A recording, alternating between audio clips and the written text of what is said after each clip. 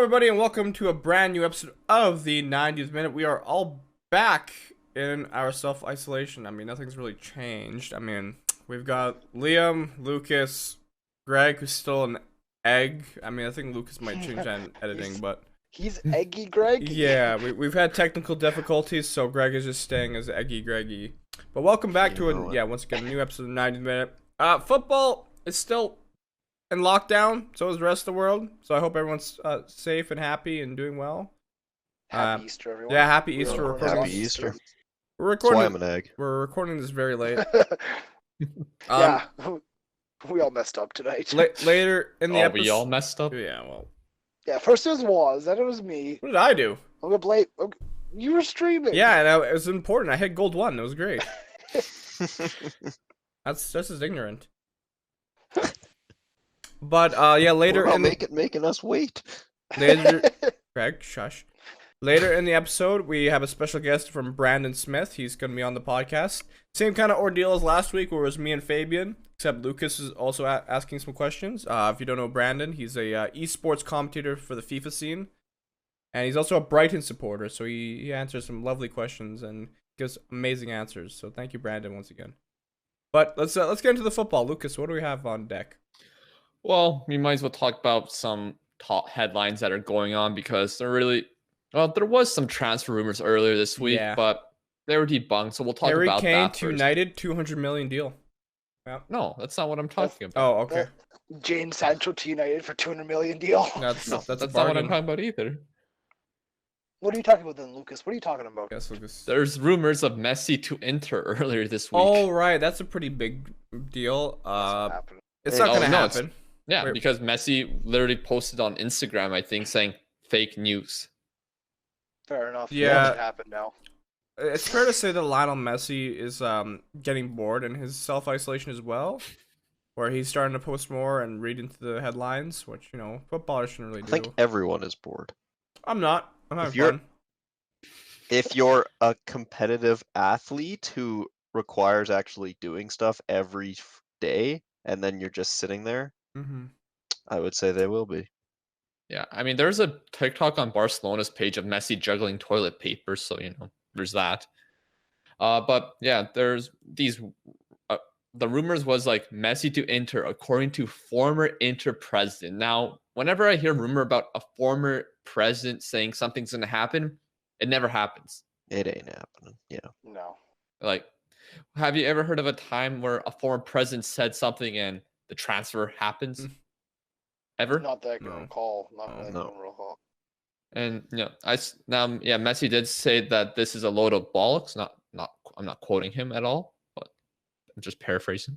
But Fabrizio is like Leo Messi himself. Just to be clear, fake news. He's going to stay at Barcelona. Never in doubt. No, here we go. Yeah, I don't see Inter Milan being a destination that Messi would ever wind up at. What about Inter Miami? You never know, Lucas. You never know. Messi is not Ronaldo, so. No, to me, Messi is a Barcelona boy. He'll have a statue built for him outside the stadium. I mean, I don't see him ever playing for another European team. I gotta be honest. I mean, no, I the don't. only one I could see is maybe going to Argentina to play, but I don't see why he would need to do that. Yeah, Well, it's not a European team, Liam. No, I know, but I'm saying I don't see why he would need to go play in Argentina. Like, what does that prove? Yeah, no, I think he should just stay with Barcelona until he's done, and yeah, hopefully it's still for a few more years to come, because we love seeing him play. Yeah. But before we get into see him slowing down. Sorry? No, go. I said I don't see Messi slowing down in the next few years. Okay, well, before we get into some more sketchy Barcelona news, because there has been some, it's just definitely last week. But no, let's talk more about Messi positively. What's your favorite Lionel Messi moment in your memory? Let me think here. This is a good question. I want to go back to maybe 2014 World Cup, and I think he scored one of his goals against either Bosnia or Iran. He scored a beautiful goal. Was it the game winner? I think so. It was just a nice finesse shot outside the box. It was clean, classic Messi. Maybe another one would probably be when he destroyed Jerome Boateng's career. That was quite that was enjoyed my that one. one. That was my one. I was gonna say was when he almost made Jerome Boateng, who was one of the world's best defenders at the time. He nearly made the He's man a have to pylon. retire. Messi's done that to a lot of people. So Yeah, The thing is, yes. Boateng was up here, and then like a year later, he was like here. Hey, his career went Messi down. happened, Lucas. Yeah, I felt bad for Boateng, but hey, it was a brilliant goal. Yeah. Yeah, it was. What about the game-winning goal in El Clasico? Yeah. Where Oh, the shirt. Oh yeah, that one where Barcelona go on a counterattack. Marcel decides to not do a tactical foul, and instead Barcelona go on a break. Messi receives the ball, boom, goal, brilliant. Sounds like classic Messi. What about Messi's free kick against Liverpool? Well, we can talk about that. We can talk about that. I know. Yeah, that was honestly. I know. At the end of the day, Liverpool got the last laugh, but you can still acknowledge the fantastic. Well, Liverpool fans can just hit back. Let's talk about Messi's free kick against Germany in the final. 118th minute. We're talking positive right now. Oh right, sorry, I forgot. Drake, Messi, what about you? Messi crying at the final of the Copa America. Come on, Liam. How about his? I don't want to talk about the header. Against Every United. time Higuain lets him down. I was the header in the Champions League final. Actually, I was just on Reddit and I was reading something about Messi. Rio Ferdinand said, "Barca gave us an absolute lesson at Wembley. I was standing there watching them lift the trophy, and me, Gingsy, and Scholesy were standing together with our hands over our mouths. And I said, I feel embarrassed, lads. Messi took our liberties." He did though. It was a complete Messi masterclass that final. Oh, I think that's when he proved to the world that I'm the best. It was a fantastic Barcelona team, yeah. Yeah. Right, you didn't do anything yet. Well, what moment springs to your mind? Honestly, there's too many moments. I liked it when he was younger though, and he's first starting off, and you just go past every single player and just just an easy finish, and you just know it's Messi. Yeah. Him and Ronaldinho. Woz, how's your cake? It's a very good cake. What about the season where he scored 91 goals in a calendar year? Oh my god, yeah. Yeah, he broke Gerd Muller's record. Well, that's not one moment, but yes. It's a decent achievement. I didn't really say I think when he did that, he's just a class player, and no one's gonna doubt when that. he scored the 91 goals in a calendar year, he cementified that he's the greatest player of all time. So Woz is asserting his point right here, I guess. There's no other player that will ever be like Messi. He's a unique. I mean, of course. Would you say there's no other player that would be like Cristiano Ronaldo too? I think Ronaldo and Messi are the two greatest players of all time. And third best is probably a tie-up between Maradona or R9. So. Oh, you're not rating Pele? Pele's top 5 still. What about Cruyff? Honestly, there's a lot of good players, and the debate of like the best in the world is too hard to say because of the time differences. It's based on generation, really, honestly. Exactly. Yeah. Like I say, you can compare Messi and Ronaldo. You compare Pele, Eusebio. You compare Maradona. Because you're gonna have people like no love for George Best, including myself, where it's defense was different like back then, right? Yeah. And like there's better caliber defenders now, or like better back then. Like it's people's different point of view. So. Yeah, back then, like defenders pretty much tried to break your ankles, and if they did, they wouldn't get a foul for it. Mm-hmm. No, I mean, in the terms of greatest ever players, let's just enjoy Messi and Ronaldo as they are still playing, because they're not going to be around for very much longer. So that's what I meant. Like just give it once this is posted, someone will comment, "Y'all know nothing about football. They're clueless." To be fair, that comment I saw today, that was like the first time I saw that type of comment in ages. Yeah, so credit to you guys for supporting us. Yeah, no, some guy commented saying, "Oh, how we're clueless again," and then I responded on my own personal account. He's like, "You guys even play the game?" I'm like, yeah, we posted a TikTok like a couple days ago talking about how we played the game, and he didn't respond. I'm like, that's right, that'll shut you up. If you do enjoy the content, we very much appreciate it. Yeah. If you don't, piss off. Unfortunately, I'm the type of guy. It's like if I see a negative comment, I turn into Conor McGregor and I go, "Who the f is that guy? Who the f is that guy?" I will fight that guy. Come to the ring. I will fight you. Was gonna beat him in a game of FIFA. 1v1 me. That's right. Well, then we'll see who knows football, mate. All right. Yeah. Okay. All right. Well, let's move on. Lucas, what's next? Okay, so more Barcelona stuff. Maybe one day we'll talk about Cristiano Ronaldo's best moments. So don't worry. Yeah. Maybe. But there's probably lots of time to talk about football. But anyways, yeah. So apparently, 6 Barcelona board members have resigned simultaneously and leave Bartomeu in a very delicate position. Okay, continue. Well, that's a bit shocking. Wait, sorry. Is this? I don't know if I missed it, but didn't like 6 board members supposedly just leave? That's They what I resigned. just said. What he just said. What? Yeah, No, stop. What did you hear? What did you hear? I heard Bartomeu, and that's about it. And tough decision. Sorry, I sometimes space out. To very reiterate, 6 Barcelona board members just left. Well, Now, 6 of Bartomeu's 6 executives from Bartomeu resigned from Barcelona board. Okay. Okay. Yeah, see the way you worded it, Now- Lucas, was kind of wishy-washy. Liam did a better job. No, what he said was perfectly No, fine. he said it Okay, perfectly. I'm sorry. I'm the fool. I'm the So fool. my question is, Yes, my Woz. question is, why? Is there any background to this? Is there any explanation?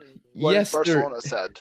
Yeah, there is. I know there's been a lot of things going on with Barcelona this past few weeks. I know there's Spain, you know, like the furlough payments we were talking about Liverpool and Spurs last week.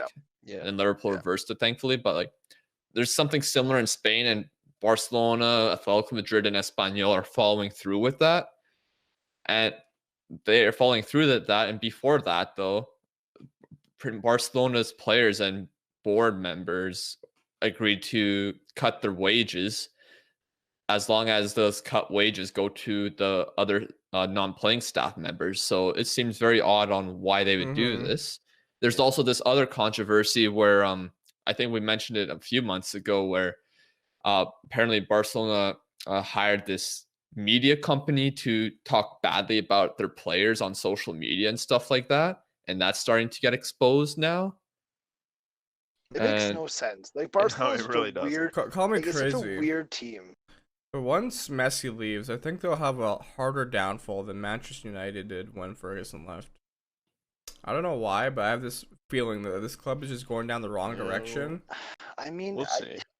you would think a team like Barcelona has enough financial power to be able to buy good players and be able to keep things level. I And mean, calm. they signed But good players. I can see where you're coming from. This club looks to be a bit of a mess, and I think you have to look at the president. I mean, Bartomeu has It's a mess. not had the greatest time at Barcelona, and I wonder if maybe a bit of a shakeup has to happen there. All you Yeah, ever, with the sorry. I'm just gonna say all you ever hear about Barcelona nowadays is like very terrible rumors, or like just their reputation keeps getting tarnished in the media with Messi this and that, or Messi's angry, or someone on the board's leaving, or Abidal did this, or Javi said this. I'm like, Javi's in Qatar. Like, God. No, it's not good, the situation that the board is in, and the No. situation that the hierarchy seems to be, it doesn't seem to be run in a very major club way. And I mean, Barcelona is one of the biggest and the best clubs of the world, and why are they not being the best at the top, kind of thing? Call me crazy. Yeah. But, From what I just read right here, like apparently the board members, some of them wanted to force elections this summer to try to get Bartomeu out. I'm reading that right.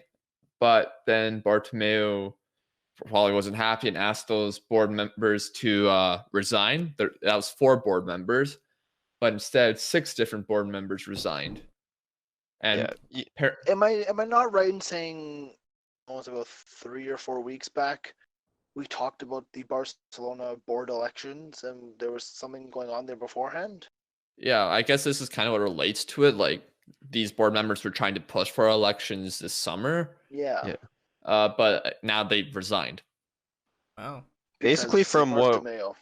we getting from all this is Barca isn't just the entire Yeah. like organization is just a mess right now. Political And turmoil. like, yeah, So some if- change. It sounds like some changes need to be made up top. So But the if- board wanted to get rid of Bartomeu. Bartomeu found out about it, made at least 4 of them resign, maybe 6. But then it forced other people to resign too. Isn't that yeah, essentially so a dictatorship? Well, I don't know. I'm not sure if they tried to go behind his back or publicly, but like, yeah, he tried to ask 4 of them to resign. 6 ended up resigning, but apparently there's still 9 board members left, so his place is still secure. Apparently, Yeah, only time will tell mean- what's gonna happen, right? I mean, if 9 are left and 6 are gone, I mean, it's not great numbers. yeah, No, but it's apparently, you have to have 75% of the board to. Oh no, sorry. 9 more board members would need to resign in order to force elections. So I think they originally had 19 board members, sorry, and 6 resigns. So they need 9 more to resign for elections to happen. Apparently, you need the majority, basically. Mm-hmm. Yeah. I mean, only time will tell, like we said. But Barca's in a bit of a mess, and you know, like Woz said, when Messi leaves, do the dominoes the start downfall of falling, kind of Barca? thing? Some Yeah. changes need to be made. That's for sure. They need someone to take over that spot for Messi, and it sounds like they need someone. They need a change up top. But like even like coaching, I mean, they've had such issues with head coaches for the past 5-6 seasons. They have not seemed to be happy with who they have, or happy with play style or anything like that. well, the pressure at Barcelona makes it difficult for coaches to last longer. Really, yeah, they're expected to I mean, win you the look at- Champions League. They're expected to win Spanish but- League. Like There's multiple teams who are like that, or are you know, I know. they are assumed to win the domestic titles and challenge for Europe. But you look at Pep Guardiola, that guy could have lasted decades at Barcelona if he wanted to. You know, what is it going to take to have the next Pep Guardiola at Barca? Find the right fit, I guess. Does that person exist, or is that a pipe But is it dream also thing? yeah? And they just got to try and find someone, and whether or not they want to go there with everything going on there now, right? Yeah. I mean, the money is always going to be good. Barcelona, another problem with them is their wage structure is awful. It's like so unbalanced from top to bottom. Like if you compare it to Real Madrid's wage structure is very, very good. Like they're very well run compared to what Barcelona's wage structure. You know, people give Florentino Perez a tough time, but he actually is a okay president for Real Madrid. I mean, he's been there through some of the best times the club's ever had. I mean, how many Champions Leagues have they won recently? Jesus. Yeah, exactly. I mean, they should be winning the league a little bit more, but I think Real Madrid are more focused on Champions League in general. And I feel like they've been kind of recovering kind of well without Ronaldo. I mean, one season without him, they didn't do too hot, but this season they've been consistent with Zidane back under the helmet. I don't know. I mean, Hazard, he's been injured, so you can't really comment on him. But once he is back and healthy, it's gonna be fun to watch. Maybe. I mean, Real Madrid, they are.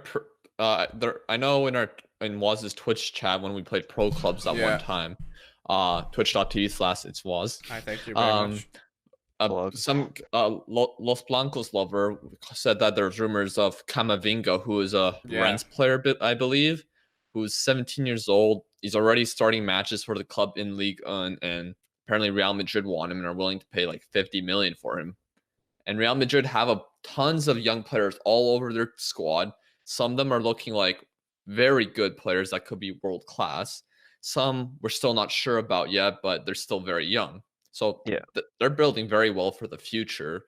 Maybe not a star player like a Ronaldo or a Messi in there right now, but it's Real Madrid. They could always buy one in the future. Yeah, I mean, Madrid's always going to have the youngsters coming through. Those big teams are able to find gems. From what I understand, they haven't really been a team that bought young players in the past and then developed them. They usually buy the Galactico. I'm not saying necessarily buy. I'm saying their youth academies can produce. I mean, what's have their youth academy produce? I know there's Varane. I know technically Carvajal. Valverde? Was he a signing? they signed Vinicius as a young player. Rodrigo? I mean, that's not from their youth academy. Valverde is probably a better example from Woz. Lucas or Rodrigo? Who? Rodrigo. They signed him from Brazil when he was 18. Oh, I didn't know that. Mariano Diaz. See, they're so Sign young. players when they're young. They're signing players that are young, so you can't fault them on that. It's a good idea. I mean, if you find the right guy that fits what the style of play you want to play in the future, and you think they can become a fantastic player, then of course, why not? But it is also risky because you do spend a lot of money on young players, and it is a risk. Well, you look at Luka Jovic. He's what, 22, 23, and he's been so far this season a 60 million euro flop. So, do you think there's any way back for him?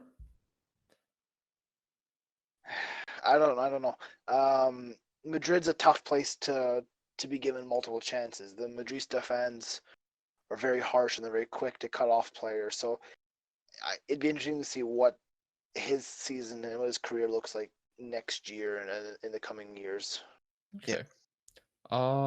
So I guess we can move on. I guess we talked enough about Barcelona's board, and then we moved on to Real Madrid. Yeah. We don't usually talk this much about La Liga, so that was interesting. Yeah, it's been a nice change. Have there been any transfer rumors? No. Not really credible ones. Yeah. What are some ones you've heard though, Lucas? Well, Woz mentioned a few at the beginning, which I shut down right away. Yeah, apparently that was not true at all. No surprise. I don't see Harry Kane going to United. I gotta be honest. No, I don't know where he would. Yeah. His future is definitely up in the air right now. I mean, I know he mentioned a couple of weeks back, or about a month so, that unless he sees silverware at Spurs, he's gonna start thinking about moving on from there. So we'll see what happens with that. But Jadon Sancho, let's talk about him for a little bit. We can transition then into the Bundesliga. Reports this week coming out that United are actually favorites now to sign Sancho. Not surprised. I saw a stupid Twitter video, Twitter picture. Some guy commented on Jadon Sancho's Instagram live. Take a sip of water if you'll sign for United, and he's just drinking water. Yeah. I love that. Sancho actually, to United confirmed. It's basically happening. We'll have the league in 3 years. You don't know what United though. He's not United, as we always talk about, United. He's not going to Sheffield United, Lucas. What about Leeds? No. Manchester United is linked with everyone. And yeah, I mean, yeah. The United rumor mill, I don't necessarily trust or listen to that much. But I mean, they're definitely a player in the Jadon Sancho saga. Yeah. Lucas, could you actually see him going there? To Manchester United? Yeah. If they get Champions League, then I can. Yeah. I saw one tweet that was staggering, and it said, if Jadon Sancho goes to United, it'll trigger Liverpool to want to win the league by buying players. They'll sell Mohamed Salah and sign Kylian Mbappe. And I was like, how do you link all these pieces of the puzzle? Like, United sign Sancho, Liverpool sell Salah, and then sign Mbappe. It's like, where did this come from? I don't know, man. Honestly, like, I know I've said many times in the past, I think it's good for Sancho to stay for another year or two. And also, like, obviously, United is interested. That's been confirmed by Fabrizio Romano. But the problem is, with all this going on and with the problems of the finances that we still don't know how that's going to get resolved, is it really realistic to expect 100 million transfer this summer from Manchester United? Probably not. I don't know. But Ole said that they're gonna exploit the market, so it's possible they can splash the cash. Manchester United could be in a better financial place than Dortmund after all this is said and done. I mean, Dortmund is pretty fine, really. 100%, but I think. But Manchester United is Manchester United. Yeah, United are bigger, but I think the Bundesliga with the 50+1 rule, like we talked about last week with Fabian, it's affecting a lot of Bundesliga clubs, even the big boys, in terms of finances right now. But Fabrizio Romano did say that Dortmund have stayed firm. They will not sell Jadon Sancho for less than 100 million. Oh, I mean... And I honestly, I don't know if I see any, like, big signings just with everything going on right now. But I think there will be. I think there'll be a couple big ones this summer. I think if you see big signs from teams that are furloughing payments, then that's a little scummy. The reason I think there will be some big signings this summer, if you take a look at the Champions League, there's not one team that's head and shoulders above the rest in terms of best teams in Europe, right? We thought there was, but then they lost. Well, yeah, but there's a couple of good teams like City, Bayern Munich, Barca, Real Madrid. There's a handful of good teams who could win. What are you doing? Liverpool? You took the L. Yes, you did. Yeah, well, they're used to L's. Yeah. But what I'm saying is maybe some of these superpower big clubs are going to say, okay, let's go out and make one or two big signings to become that best team in Europe. No, yes, yeah. Maybe. I think it's very difficult to tell right now with everything going on and with clubs losing a lot of money right now. Yeah. All I can say is that with United, I mean, Ole came out. He did an interview, like a 30-minute long interview. He said, "Yeah, we're gonna try and spend a lot more money this summer if we can." He said we're gonna exploit the market because he knows that teams are gonna be desperate to sell and recover from this economic disaster. And so, yeah, I think it'll be interesting to see what United does and what other big clubs do. Now, should we move on to the interview, Woz?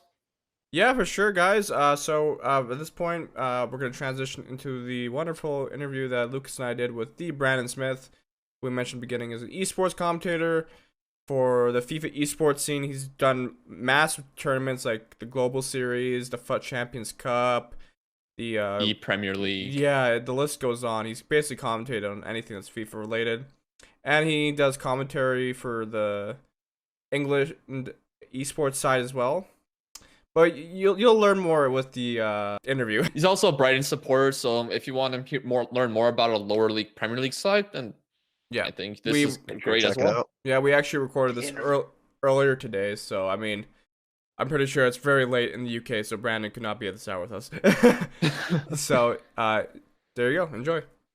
Hello there, everybody, and welcome back to another special edition of the 90th Minute brings on a guest. Not the best intro, but we have Brandon Smith Gaming with us. Brandon, how's it going? Doing very well. How are we all doing? Not too bad. Once again, thank you for coming on. Second ever guest, and it's quite the name. So anytime. So to start off, I guess, Brandon, first question is, who are you and what do you do? Yeah, so as you said, my name's Brandon Smith. I'm from the UK, and I'm most known for working as an esports commentator, so to speak, or an esports caster. And I commentate on the game that is EA Sports FIFA. I've been doing it for about 3.5 years now, and kind of worked my way from the ground up to kind of commentating on, I'd like to say, pretty much all the tournaments, which is a very fun job, and I'm very lucky to do it. Lucas, got any questions? Yeah, I guess. How did you get started with the esport business? Like, how did you get into all of this? Yeah, for sure. So basically, yeah, a little bit about myself. So I went to university maybe in about 4 years ago from now. So 2016 or so, I went to university and I studied journalism. And it was always a case for me of I wanted to work in football. I wanted to work in the sport still, but in some way, obviously, the dream of being a professional footballer was off the cards by that point. So as a case of what could I do that I could stay involved in the sport still? And I was always a big FIFA fan. I was always a big football fan. And I thought, why didn't I try and become a football commentator, so to speak? So I went to university for 3 years and I studied journalism up in Manchester. And I actually live on the south of England near Brighton. That's my football club. In the Premier League, so it was a bit of a long gap to go. It was about a 4-hour journey up to Manchester, but it was one of the best decisions I made because I met my good friend Richard Buckley, who is my co-commentator, and together we commentate on all the FIFA tournaments, and also I was able to land a job within the esports industry. So kind of going up to university, choosing the path I wanted to take, and then putting all my effort and my time in, and the one thing that took off for me was esports commentating. So it was a decision that was very good in the end. Okay. Also, you won the Commentators Cup. That was an event run by EA, correct? Yeah, very good knowledge. Yeah. I read on an article that like you and your friend Richard Buckley, you guys were like really close to not entering the contest, but then you ended up doing it. So what was Yeah, the? yeah. Why did you guys change It's your mind? And yeah, sure, yeah. So at the time, I was commentating on on an online Twitch league, which was a 14-week league with 8 football clubs from over like the UK. Some were from Ireland, some were from England. So some names such as like Wolverhampton Wanderers were on board, and then there was like other teams from Ireland, like Shamrock Rovers, and there were Scottish teams in there, like Hibernian from the SPL. Basically, it was a 14-week league that I used to host on my own. For 7 weeks, I did it on my own, and then from week 8 onwards, I asked Richard to come on board. So the story about Richard and myself, we both were on the same degree at university. We both studied journalism, and I always knew that Richard was able to, had a good experience in broadcasting because he used to work in radio. And I always knew he was a big FIFA fan as well. So I asked him to come on board, and as soon as he started commentating with me, I just could tell there was like a bit of chemistry there, or something clicked, so to speak. And I think it was like week 9 of this league, and then EA made this announcement of the Commentators Cup.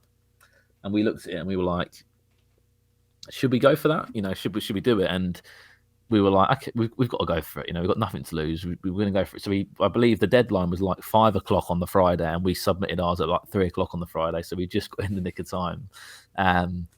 But yeah, it's not a nice audition tape to watch back. But of course, it started a journey, and from winning that tournament, we got recognised, and we basically just got an opportunity, which is what it all comes down to at the end. You get, when an opportunity comes, you've got to take it, and lucky for us, it was via the Commentators Cup. That's really awesome. Woz, you got anything else? Yeah, well, I mean, I've kind of gone down the same path as Brandon. I mean, I went to school for 2 years in broadcasting, like radio and television. Although I took the radio side of things, and one of the things the instructors always told us was kind of always say yes to every opportunity you get, essentially, in this industry. So, but sure. I guess my first question, I guess, would be, how do you view the future of esports right now, and even just FIFA esports? I mean, obviously, with everything that's going on in the world right now, it's a tricky time with obviously football not being played, and basically, just general life stopping. Of course, we understand why, and we're trying to do everything that we can individually for that. Mm-hmm. But this is a very interesting time for esports. If you look at some of the activations that are taking place at the moment regarding gaming and traditional sports, there's such a good crossover between FIFA and the real game, because obviously there's Team of the Week, which is obviously a promotion. If Aguero scores a hat-trick at the weekend, he goes and gets a better FIFA card in Ultimate Team. And you've got football fans that play FIFA, you've got actual footballers that play FIFA. It's like a big kind of accumulation of obviously like players, and then that's the reason why it's the top selling sports title out of all of them, out of the NBAs, out of the F1s, out of the the tennis games, whatever the sports game. That's why they're the biggest title, because obviously football is the global game as well. But I think in the last 3 years we've seen so many leagues get involved in esports, such as like the Premier League. They made the E-Premier League. We have the Champions League. They've got the E-Champions League. So we're seeing lots of traditional sports tournaments and leagues activate in the world of esports, because they want to get into a younger audience. That's why they're doing it. They want to engage to a younger set of fans. So the reason that the Premier League will do it is to try and engage younger football fans that might want to start following the Premier League, and that's kind of the big kind of selling point of FIFA esports and any esports kind of sports title is, I think some look at it as a bit of a marketing strategy. Of course, it's massive as well. You look at some of the FUT Champions Cups that we have. When there's some good matches on, we can peak some crazy numbers. And if you just look in general in the last 3 years or so, I think there's been, of course, people can look and go, well, Fortnite gives this much, or this game does this much. If we focus on FIFA, I think this year FIFA, if everything was running as normal, FIFA was giving out a prize pot of $3 million for the whole year, which is pretty good. And if you look at different esports, a lot of them can be quite similar to that. Of course, you do get the odd one that is crazy, and obviously you can't really compare it to that. But I think right now, I think it's still in a learning process with FIFA esports, but I definitely feel like we're in a positive place with it. I know here in Canada, it's actually taken, like, FIFA esports is starting to take off as well. I mean, the Canadian Premier League has been active as a league for like season now, and it's already got an ECPL, which I find crazy. Yeah, for sure. I think it's just the way it's going to go. I think what EA say is obviously if there's if you go on FIFA today and you look at a league, that league could have an E-League. There's no reason why it can't have an E-League. There's fans that follow all those football clubs. There's fans that would want to play for those football clubs, if not on the real pitch, on the virtual pitch. So that's why it works, in all honesty. And I wouldn't be surprised if more got involved. A fan to be a chance, it gives them the chance to become a part of that football club almost, right? Like you can be an esports player for Manchester United or for Liverpool. It's amazing. So that's it's the next best thing, really. That's what a lot of people say. Like, there's people out there of the older generation who are like, well, why do I want to watch people play FIFA? But there's people out there that are like, they represent my club, they represent Chelsea. They might be playing football, they might be playing FIFA, they're still representing the same badge that I support. And there's fans that view it like that, and there's fans that will continue to support those players. But I completely agree. Like, a lot of us aren't going to be lucky enough to become professional footballers, but those that get to become professional FIFA players or gamers, they still get the same treatment as professionals. They still get a shirt with their name on the back. They still get tickets to games and the hospitality opportunities. If you look at someone like Tex, for example, he won the E-Premier League with Liverpool last year, and he's got such a good relationship with the club now, and for him as a Liverpool fan, it must have been honestly a bit of a dream for him. Yeah, and I remember hearing, I think Liverpool CEO Peter Moore, he was saying they weren't really competing with other sports. Their real competition is like esports, like Fortnite and stuff like that. So it is interesting to hear that. But one question I have about, I guess, the FIFA esports scene, what's it like being around those professional players? Like, what's that environment like? Yeah, it's fun, it's tense, it's competitive, as you can imagine. Like every day is different. If you go to a FUT Champions tournament, FUT Champions Cup tournament, sorry. So the last one I was in was in Paris. So before obviously COVID happened and coronavirus moved to the situation it is now, it was in Paris. So to kind of paint the picture a little bit, I might come to an event on say a tournament is on a Friday, Saturday, Sunday. Normally tournaments are 3 days. I will arrive on a Wednesday. The players arrive on a Wednesday. On the Thursday, I do media day. So on a Thursday, it's very, very happy, friendly. Everyone's having a bit of a laugh. And then, of course, when the games start, that's when the competition really does. Because on a Friday, it's Swiss, isn't it? So people go home on a Friday. You lose a lot of players that go 0-4. And then, as you go into day 2, people start playing on the main stage. So that's when, the stakes start to up and more money is involved. You start getting to a situation where a game of FIFA can be worth, $10,000, $20,000. It gets bigger and bigger along the way. But I think the FIFA scene is a very good one. It's tight, it's close, and a lot of people are always out looking out for each other, which is the main thing. And we have some amazing characters in the scene. Like if you think back to that Tex Dasari game, like people can say about drops and stuff, and the influx of viewers, but we had 89,000 viewers for MS Dasari Tex. Like if people wanted to say about drops and stuff, you'd probably say about 40,000, 50,000. That is a mixture of esports fans and those that might be interested in obviously in competition. But that game had like more fans because of the game it was. It was Tex against Dasari, and it's amazing that those superstars have already been created within the esport, and we've only been running for like a few years. Mm-hmm. And if you think about it, you have 89,000 people watching a stream. I mean, that fills up almost Wembley or Old Trafford. So, sure, perspective. It's crazy, isn't it? Yeah.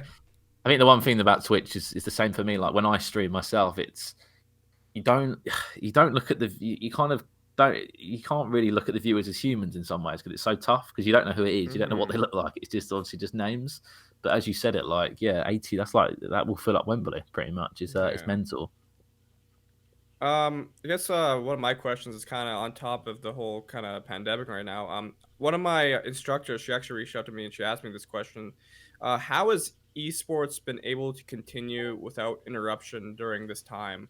Kind of want to know your take on that, Brandon. Yeah, for sure. Sorry. So give me so a little bit of a kind of an inside scoop to me. Like I was meant to have, just to give you the lowdown on my work, I was meant to be doing, so just about 2 weeks ago, I was meant to be commentating on the E-Premier League finals in London, and then I was going to do the virtual Bundesliga finals. So I had 2 events booked in, and then we would have had a FUT Champions Cup as well in Bucharest. And obviously, those 3 have been cancelled, and so many more will be cancelled. So first and foremost, no one can go to events. No one can compete at official offline events because it's a risk. You've got people traveling from all over the world, and of course, EA have got everyone's best interests at heart, which is fantastic. And they were one of the first people to come out and say, right, we're going to suspend obviously the Apex competitive structure and the FIFA competitive structure, which was good.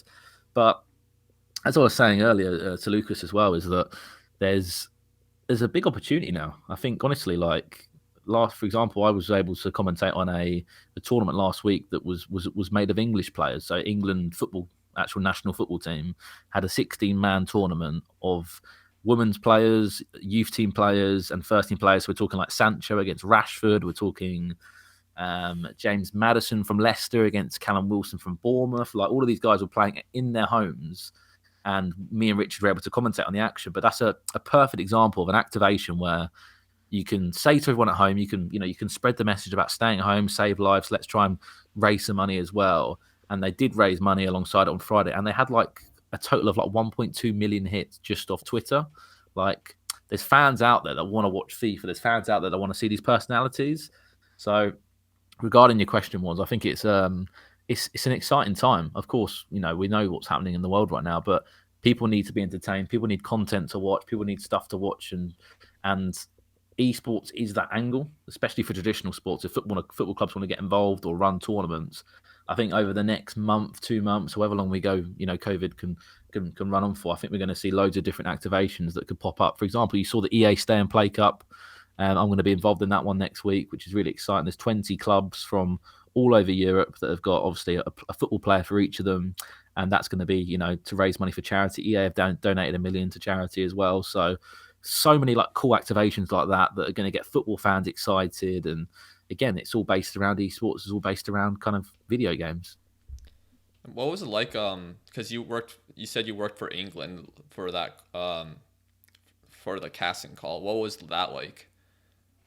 Amazing. I think I've been very lucky to work with England a few times, which is crazy. I think that some of the opportunities I get from doing commentating on FIFA is crazy. Like, I've been able to commentate with England, the Premier League, the Bundesliga, EA Sports. Like, I think a lot of people ask me, like, is it, are you wanting to go into football? Is this part of like a stepping stone? But I honestly can't be thankful enough for the opportunities that just working in esports give me, where there's such a connection now with all of these major sporting bodies and, even, football associations like England.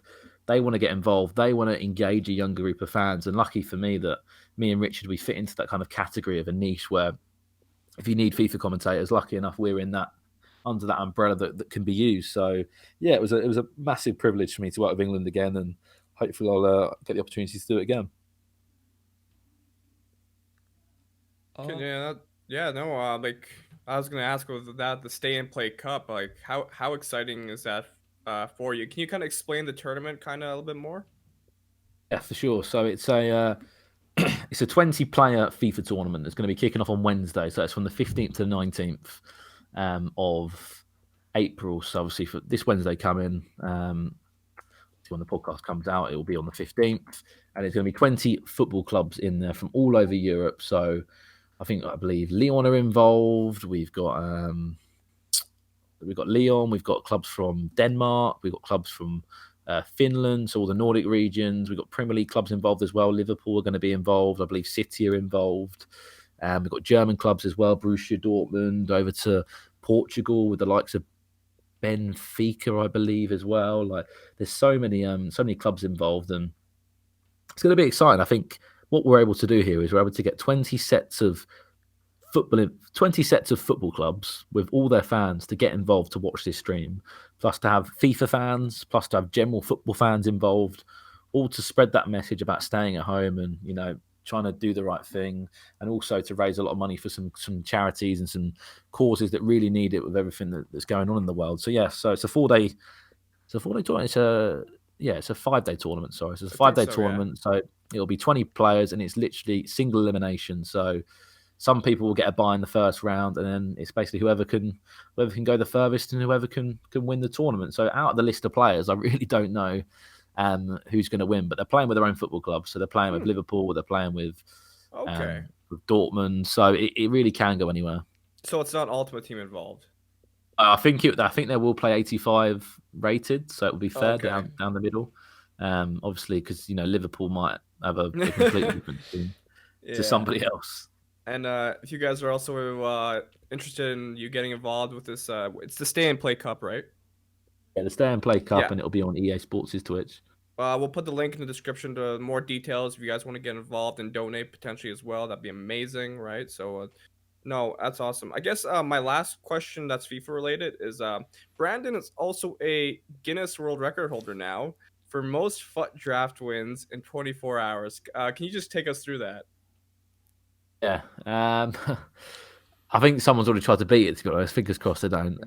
But basically, yeah, so I think this was on the build up to the whole coronavirus situation, and I wanted to try and do something. I always try and look for a kind of an angle or something try and do something different. I love trying to stream in my free time on Twitch and try and build up my audience over there. And I thought, what, how cool would it be to just try and break a world record? Just to be a world record holder. I was just like, how cool would that be? And I've thought about it for months and months. I think I started the process in October last year of trying to get the world record confirmed, because it's a new world record. So it's, as you said, it's the most FUT draft matches won. So it's not winning a FUT draft of 4 games. It's winning individual FUT draft matches. How many could I win in 24 hours? And basically, for it to be considered as a world record, I needed to get 50 wins. And in the 24 hours, we were able to obviously get 63 wins, which was amazing. And obviously raise, I think, about just over £1,500 for 2 charities, which was fantastic as well. I had loads of prizes from loads of different people that donated, which was amazing. But again, it just shows the power of Twitch. Like, to raise that kind of money from a fun charity stream of a challenge is really just pretty incredible. Yeah, I mean, I was watching that stream. I did kind of see you getting a little bit tired towards the end, but at the end of the day, you're doing it for charity. You're doing it for kids and whatnot as well too. So, was it kids? It was tough. I think from about 4 a.m. till 6 a.m. was really tough. And the 24-hour stream. I think I didn't know what to expect, but I'll tell you now, after that stream, I felt awful. I just went straight home, went to bed, and luckily I slept it off. Perfect. I guess I think that's all I have. That's esports related questions. Lucas, do you have anything else for esports FIFA? Yeah, I have one last one. So do you expect esports like FIFA and other ones to eventually get involved in the Olympics one day? For sure.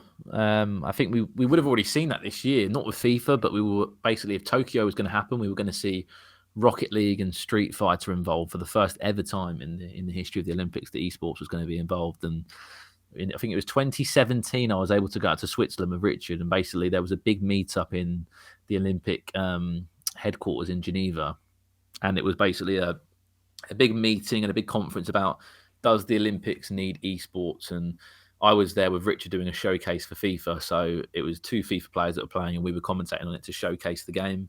And they did it for loads of different games, like Rocket League to kind of shooting games and stuff. But 100% right, Lucas. I think that sporting games sit in a perfect position, because there'll never be a shooting game in the Olympics because of how the Olympic values and what it stands for. But I definitely feel like FIFA could be there. With the Olympics being obviously postponed and stuff, I think there's an opportunity for maybe FIFA to be added to that, and it would be amazing. I think everyone to represent the nations in a massive FIFA tournament would be pretty exciting. All right, I guess we can move on to the football, the actual sport, I guess. I guess my first question is, what are your thoughts on Brighton at the moment? Yeah, so I've been a Brighton fan since 2009 to 2009. We were in League One at the time in our little stadium, about 8,000 seats, and in that time we were building our new stadium, which is the American Express Community Stadium, and we got promoted to the Championship, I think, 2 years after, and then went on this crazy run of consistent top 6 finishes and losing in the playoffs, and then finally we did go up in the end. After nearly choking it, I think we gave Newcastle the league, and then in the end we came in at second. But we've been in the Premier League for a few years now, and I think it's always the first couple of years was survival. I think now we're looking for if we can get through this year first, I think the next step needs to be looking at are we going to try and be a mid-table club now? Because we've had a number of years of trying to stay up, under Chris Hughton, and now we've got Graham Potter. But it's been interesting. We've made signings that have done well. We signed players like Lacardia, Janan Bashik, who scored that crazy goal against Chelsea. Some of those have done well. Like, we've paid a lot of money for them. And other players that maybe would have, I'm a massive fan of Dunk and Duffy, and like those players, my mates always take the mickey out of them, but they're just like, he's been with the club for so long, and it's a special club. It really is a special club. I live in Brighton myself, and it's a very family orientated clubs with we do have quite a young fan base, but it's an exciting club. I know Woz loves Lewis Dunk. Yeah, he's probably my favorite Brighton player. I don't know. I feel like if you put him up at a corner or a set piece, he's gonna score.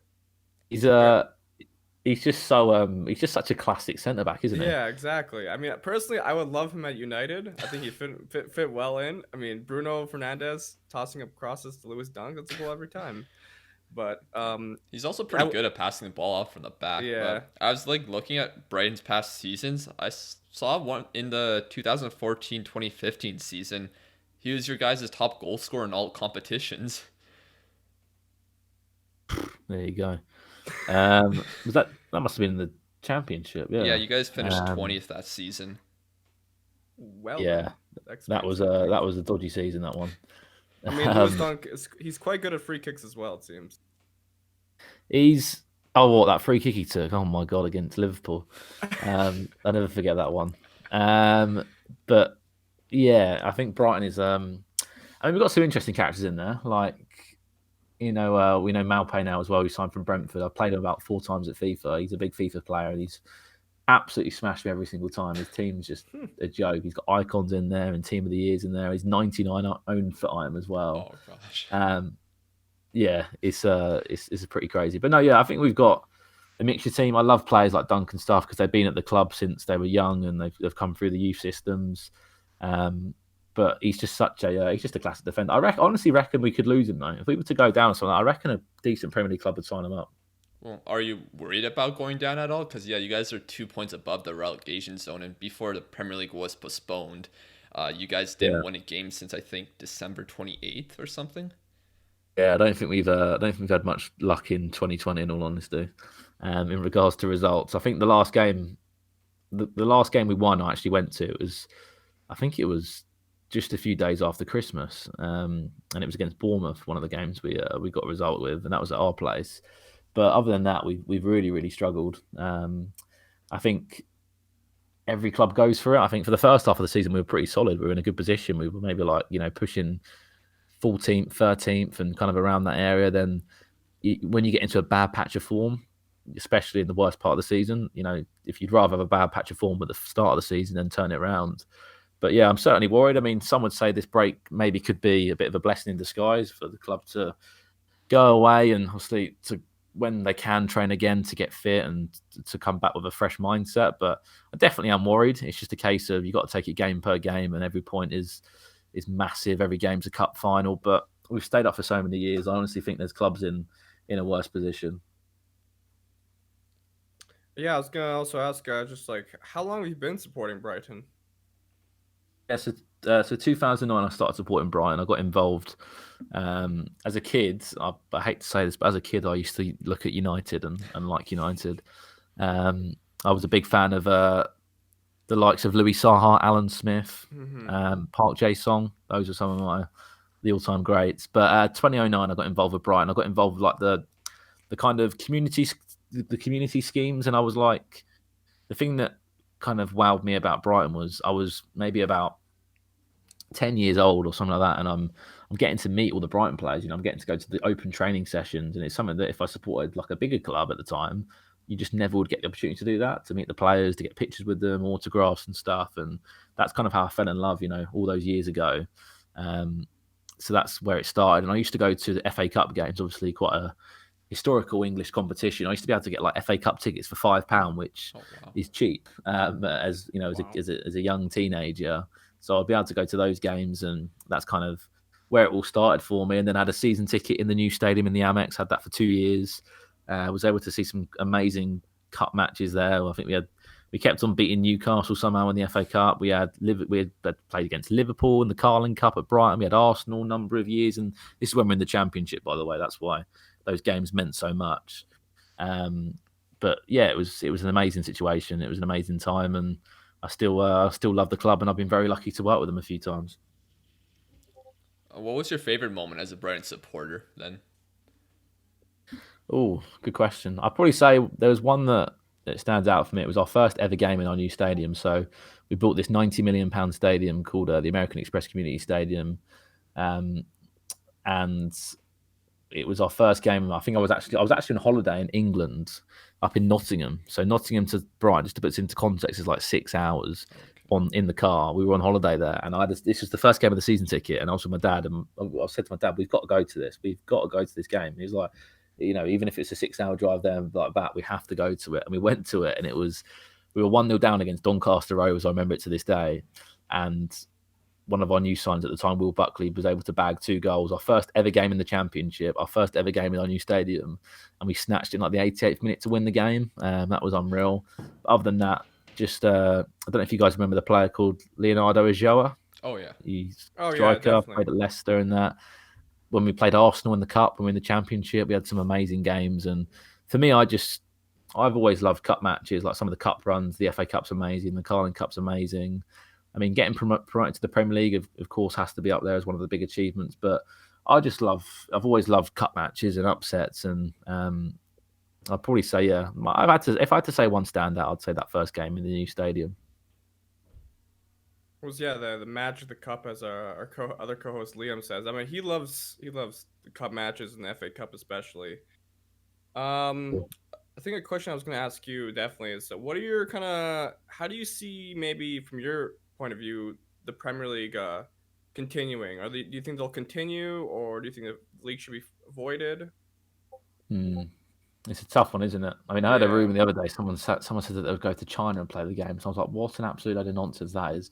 I mean, I hope it doesn't happen like that. No. But I think it's a tough one, isn't it? You look at it from all angles, don't you? There's people that say void the season, but then there's some clubs that might have played games less than others, or there's those situations as well in there.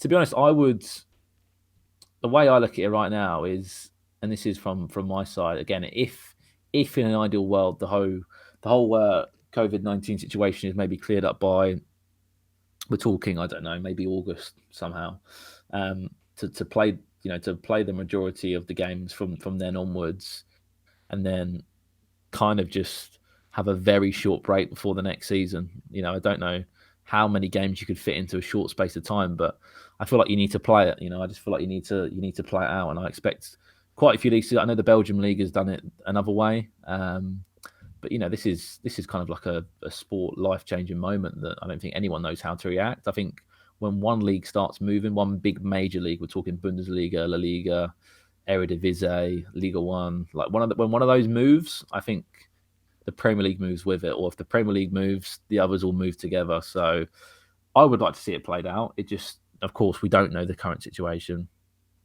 Yeah, I know in the Bundesliga, some small trainings have begun, and they're hoping they could restart behind closed doors in May, but we don't know how realistic that is right now. Yeah.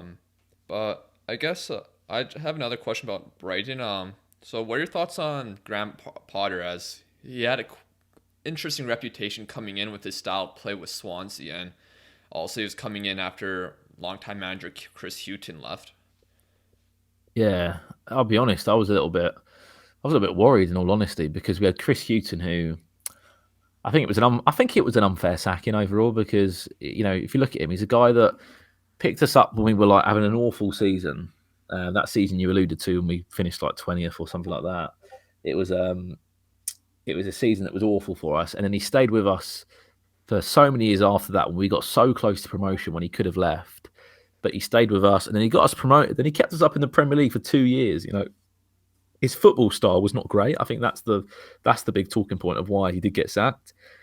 The football style wasn't great. I love Glenn Murray, but we had Glenn Murray on his own up top at times, and Glenn Murray's as you know, is getting on a bit. He can score goals, don't get me wrong, but if we didn't lead in a game, if we didn't go 1-0 up in a game, we wouldn't win it, and it was a case of getting a point here and a point there, which was enough to stay up in the Premier League. But I think the club wanted to go into a new direction in terms of how they wanted to play, what they wanted to do. And when Graham Potter came in, I was a little bit worried because, if you look at his track record, I think he managed out in, I'd like to say Sweden. Yeah. I believe Sweden he might have been out in before, or one of the Nordic regions. And then he helped out in Swansea, which Swansea had a bit of a, I wouldn't say an amazing season. I mean, they were like pushing playoffs kind of around that area. So I think you're always a bit worried, aren't you, when you lose a manager that's secured so much for you in the last few seasons and giving you a bit of safety. But the one thing that we knew about him is he likes to play attacking football. He likes to play football in a different way. And ever since he's come in, Brighton have played like an interesting 3-5-2 at times, which is very much is interesting and nice as a Brighton fan. It's risky, but also we play some amazing stuff as well. But I'd say overall, I've been impressed. I think with this current situation in the league now, I think people are asking questions, but I think he's done well. Lucas, any other questions or? Yeah, I got a few more, I guess. But we get a lot of comments from Irish people. They tell us to talk about the future of Ireland and all of that stuff. But I know that you guys have a guy named Aaron Connolly who's 20 years old who I think he scored on his debut for you guys. How is he as a player? Do you see a bright future with him? I think so, yeah. I think he's been a player that's always been pushing the first team for an opportunity, and it was a case of he's always been knocking on the door of the first team, and he was on the bench for many opportunities. And he's only playing cup games, and then he scored 2 against Spurs, which was unreal. It was on TV at the time. I think it was like a lunchtime kickoff, and a lot of players just need that. A lot of players need one game to express themselves. You look at all the young players and in time, the Trent Alexander-Arnolds, the Raheem Sterlings back in the day, those players that needed that one opportunity with the club to really make a name for themselves. That's what Aaron Connolly needed. But I'd definitely say he's got a bright future. He's still so young. And he's playing Premier League football now, which is only going to help him. No, that's perfect. Yeah, because I don't know, on our TikTok we get so many comments saying talk about the future of Irish football, talk about the Irish league. I don't know why we have such an Irish following, but it's strange. But I guess I have a couple questions maybe about your career so far. What's been your favorite moment, I guess, in your commentating career? Do you have any standout moments at the moment? It's a tough one, isn't it? Because there's the world moves so quick, and I don't think I'd say that's my only downfall. I don't enjoy the moments enough, which I should enjoy, because the way my mind is, I'm just so kind of on it. What's next? What's the next situation? But I honestly think just getting to visit some amazing countries. I was able to go to Singapore last year for a Foot Champions Cup, which was amazing. I've been to Los Angeles for a FIFA tournament, which is just insane. And just getting to visit, European cities, whether it's Milan, whether it's Paris, whether it's Munich, or whether it's Spain and Barcelona. I think just getting to do something that I really enjoy is kind of a key highlight for me. But I think the biggest highlight every year is probably the FIFA E-World Cup Grand Final. Obviously, the big Grand Final at the end of the year happened at the O2 Arena in London. You've got thousands of fans there, loads that watch online. And it's the only event of the year where I'm able to bring my parents with me. So I get my parents some tickets and stuff. And I think it's always a highlight because then they can come and really see what I do, so to speak. And, with the stigma that gaming gets from just the world in general, I think it's such a good event, the E-World Cup Grand Final, because you've actually got people in person watching it and watching FIFA. And, those people that say, why would you want to watch FIFA? There's your example why, because it's, it's entertaining and people buy into it, so to speak. Yeah, no, definitely. I was also going to wonder, what have been, some of the leagues and esports FIFA that you kind of take a look at? I know you once tweeted out, the Eredivisie is quite an exciting league. Yeah. So I think if you look at the whole ecosystem at the moment of the virtual leagues, as I said, you've got virtual Bundesliga, e-Premier League. I think the best ones are Scandinavia. Denmark is very good. So the e-Superliga, it's called, because they basically were able to sell out for their finals. They sold out an arena with 3,000 fans. And honestly, it was just incredible. But then following that is the Eredivisie that happened recently. That was sold out about 2,000 tickets, I believe. And again, what basically is happening here is you've got it's the same model as football. You've got like, so for example, Ajax have got a player called Danny, and Danny's now this hero at Ajax that is followed by so many Ajax fans. So when Ajax are playing in a FIFA tournament, you know, people are supporting Ajax. So when they score, they'll celebrate like football. And Ajax made that grand final of the Eredivisie, and it was just mental. If you get a chance to go back and have a look, it's crazy, and it just shows the potential that it's got. You know, like these FIFA players, for some people, are superstars because you know they're so big on social media. Like if you look at someone like Tex and stuff, like Tex is a superstar in some ways. You know, like look at the followers that he's got. Like if he was to go to events and stuff like that, he'd have fans that would turn up and people to ask him for pictures and stuff, because that's just how we are now as youngsters and stuff. Like we're growing up watching Twitch, we're growing up watching YouTube. You know, like our kind of like viewpoint on what we view as like a kind of something that's cool. Like it's not really as it was back in the day, which is amazing as well, because it's given other people spotlights and stuff, and it's certainly, you know, continuing to grow esports. Now, I was also going to ask, like, what was the South American side of things when it comes to FIFA esports? Because I don't see a lot of like talk around them. I mean, they have a lot of talented players over there. Yeah, for sure. I think they've had a bit more of a voice this year in terms of how well they've played in FUT Champions Cups. If you look at back in November, there was 2 FUT Champions Cups.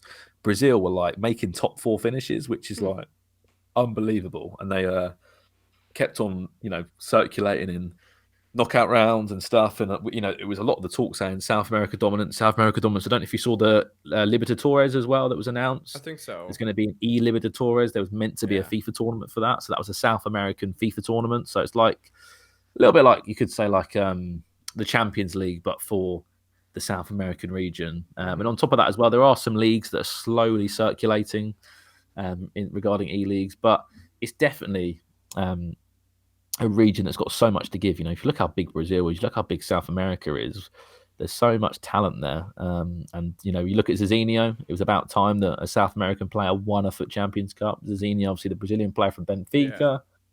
But I would agree, there's a lot of talent there, and I don't think we're officially done yet with it. I think there'll be more Brazilian winners in the future. Yeah, I remember like early in the FUT Champions days, like I'm not sure if it was Brazil or Argentina that some players from there did really well. But I do wonder, like, is there like some regions you think that aren't able to get to showcase themselves as well, maybe due to the circumstance of their country, like potentially Africa? Yeah, it's an interesting point, isn't it? We don't obviously see much of Africa, and I don't know obviously the rules behind that or why they're not involved, whether it's to do with governments or whether it's to do with resources and stuff. But again, you look how big Africa is, you look how big, you know, China is. There's a few players that come through Asia, but China play FIFA Online 4, which is a different FIFA. It's not, you know, it's not Esports FIFA, it's FIFA Online. Interesting. No, yeah, continue, sorry. Sorry.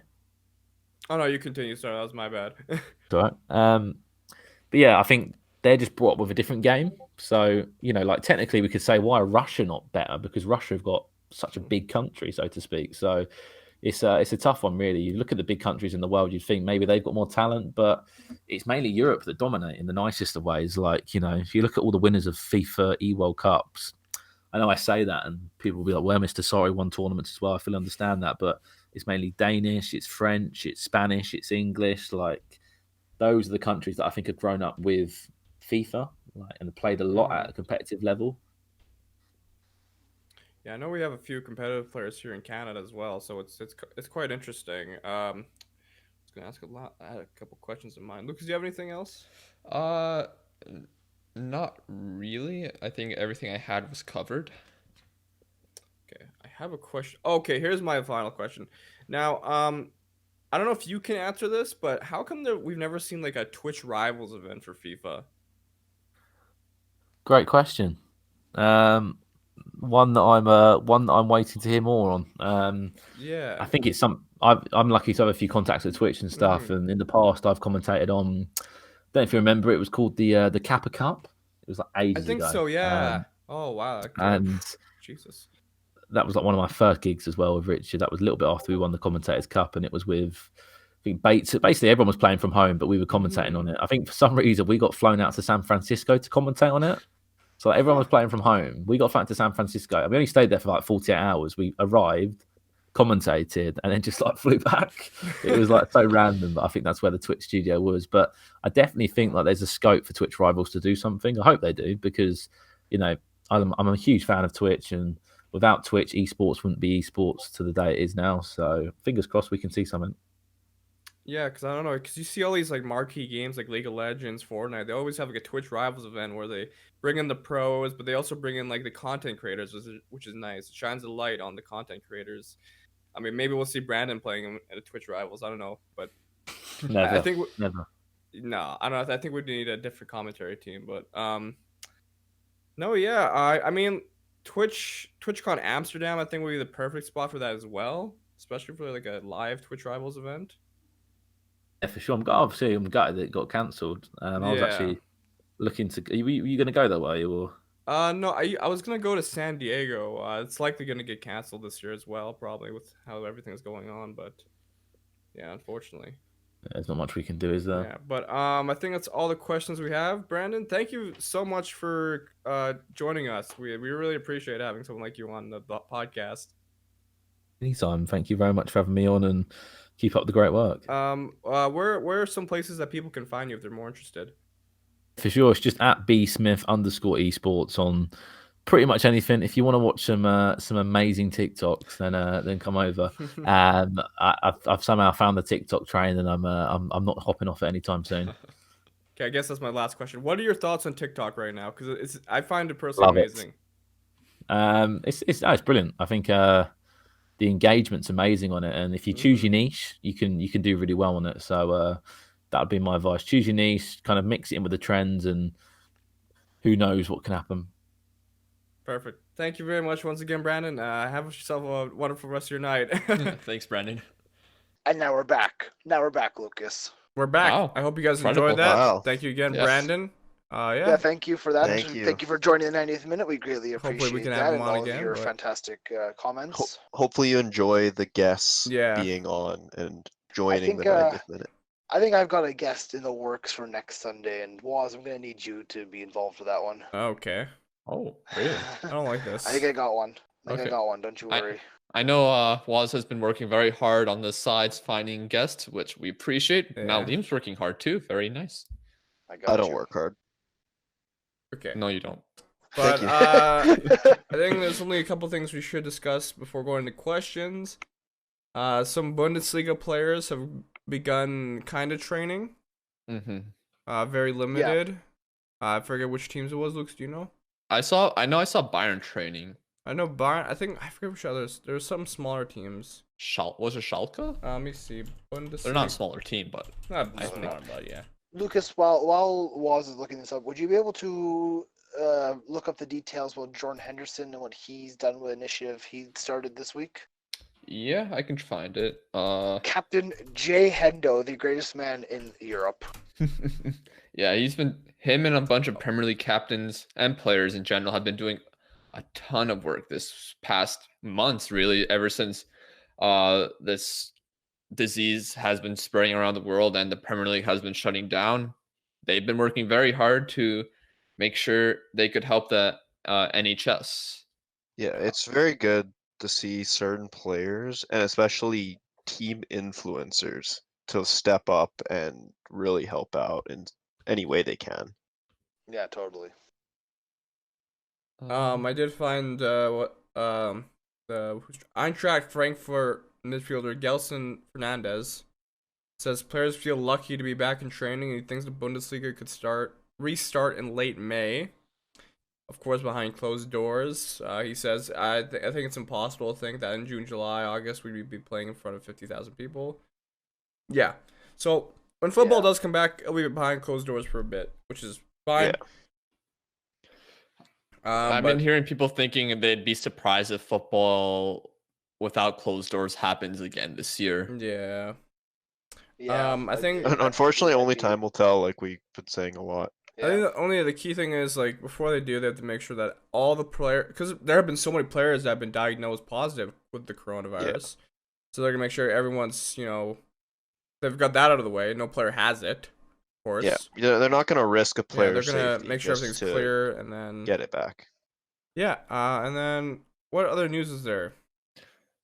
Well, we were mentioning Henderson, how him and other Premier League players have combined together, held many talks so that they can help a bunch of people in need. So, but yeah, this is a great thing to see, and so we've seen so many players and clubs help out the past few weeks with this pandemic, and it's great to see that they're putting as much as they can as putting stuff into this. Is it just financial, or are they providing other things?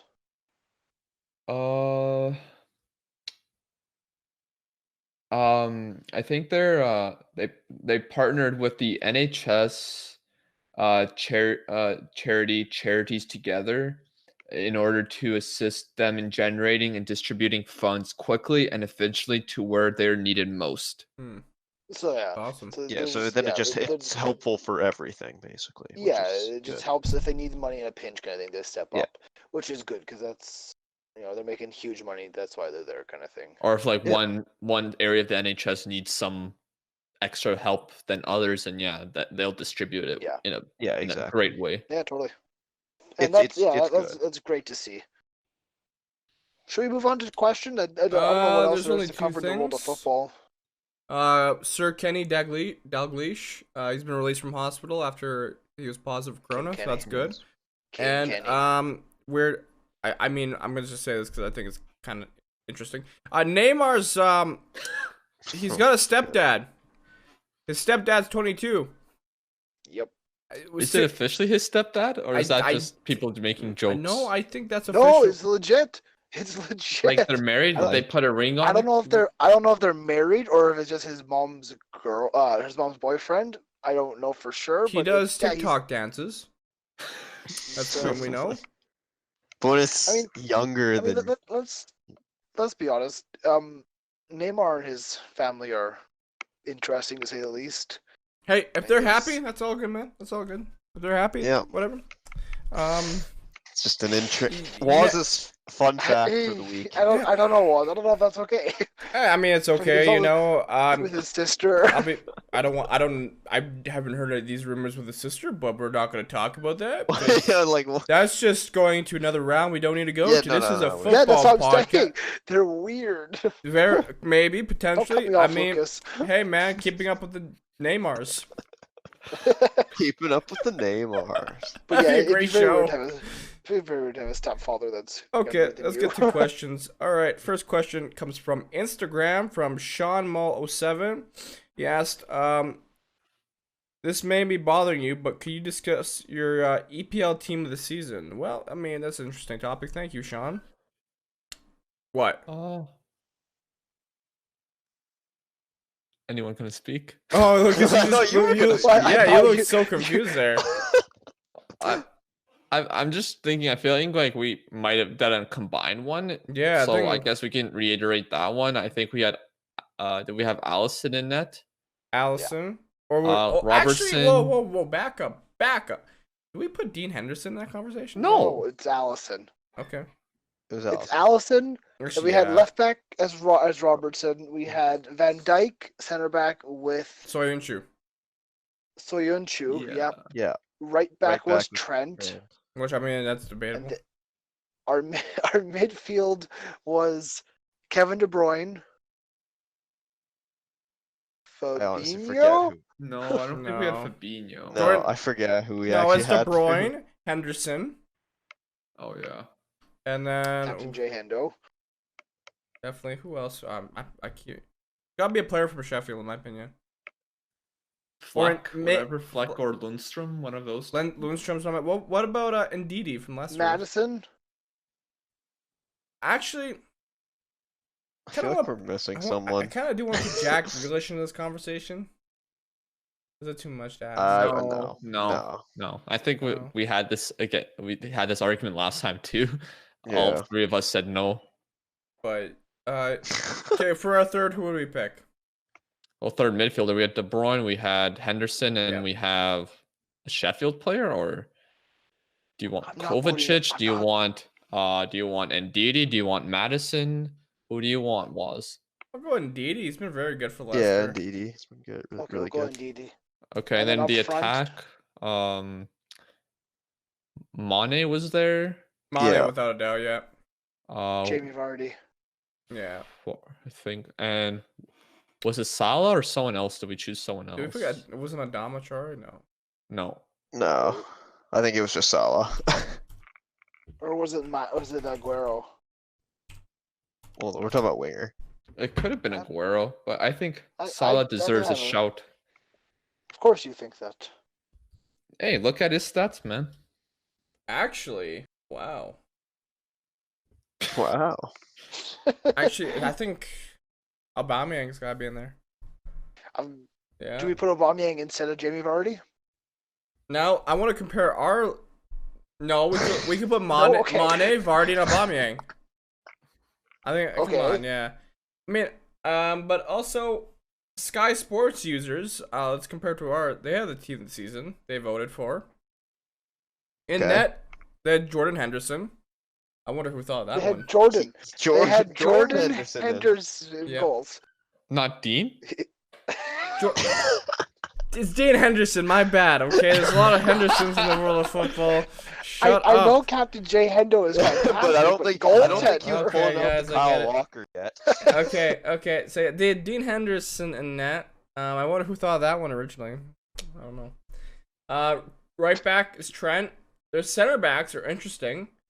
Van Dijk and Maguire. Yeah.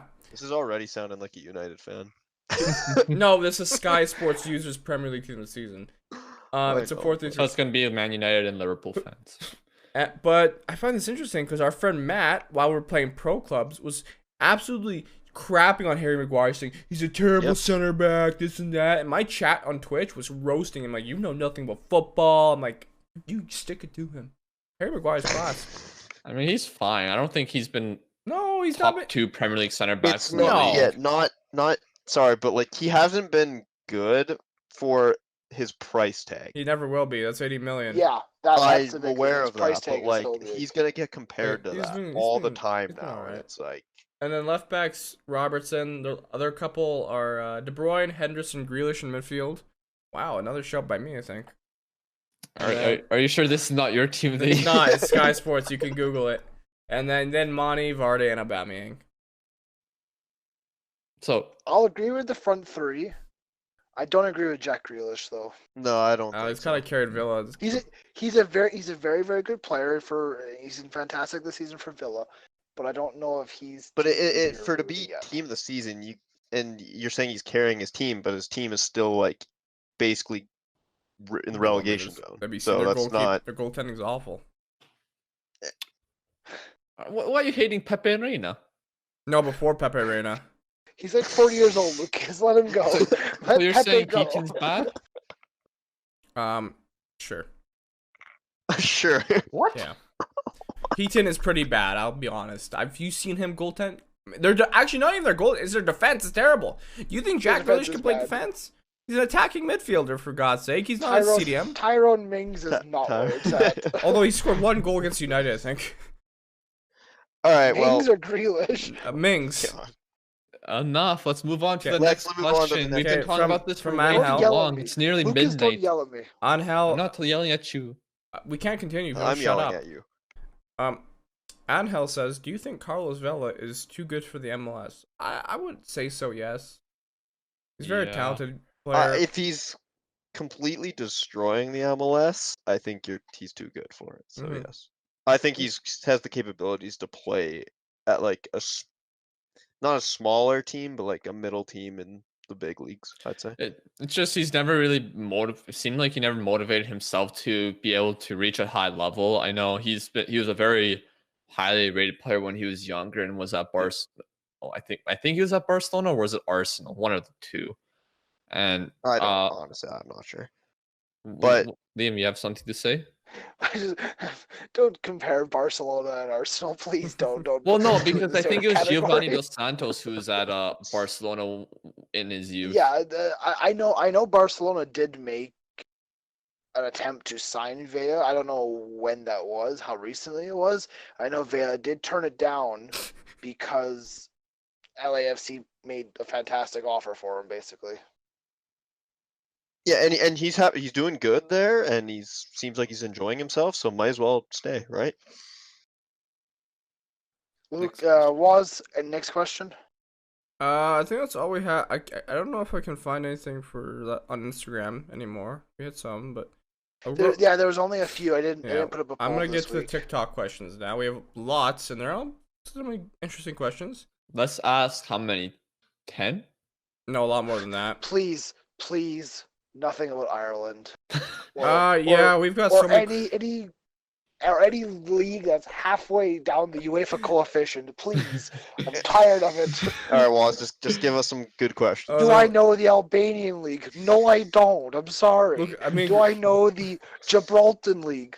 No. Look, Liam, you did get some praise because you mentioned the Finns from Ireland. Finn Harps, yeah. Yeah, you mentioned. I'm like, oh, so he's like, oh, they know Finn Harps. I'm like, Finn Harps, Bohemian, Sligo They have good Rovers, names. Shamrock Rovers, Cork City. Yes. Cork But- City. Yeah. All right, now let's actually go to the question. First question. This one's actually a good one. Future of the Italian national team, guys. What are your thoughts? Oh, I think there's some good Not promise with terrible. some of their Not players. terrible. I think they have some very good midfielders coming through with Barella and Tonali especially, and they currently still have Verratti and Jorginho.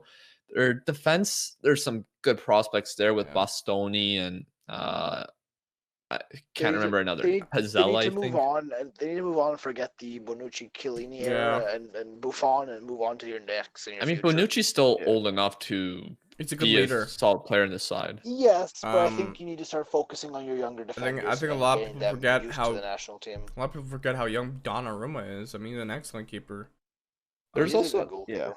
There's also another Fiorentina player in the midfield that's apparently like a baller. I need to Chiesa?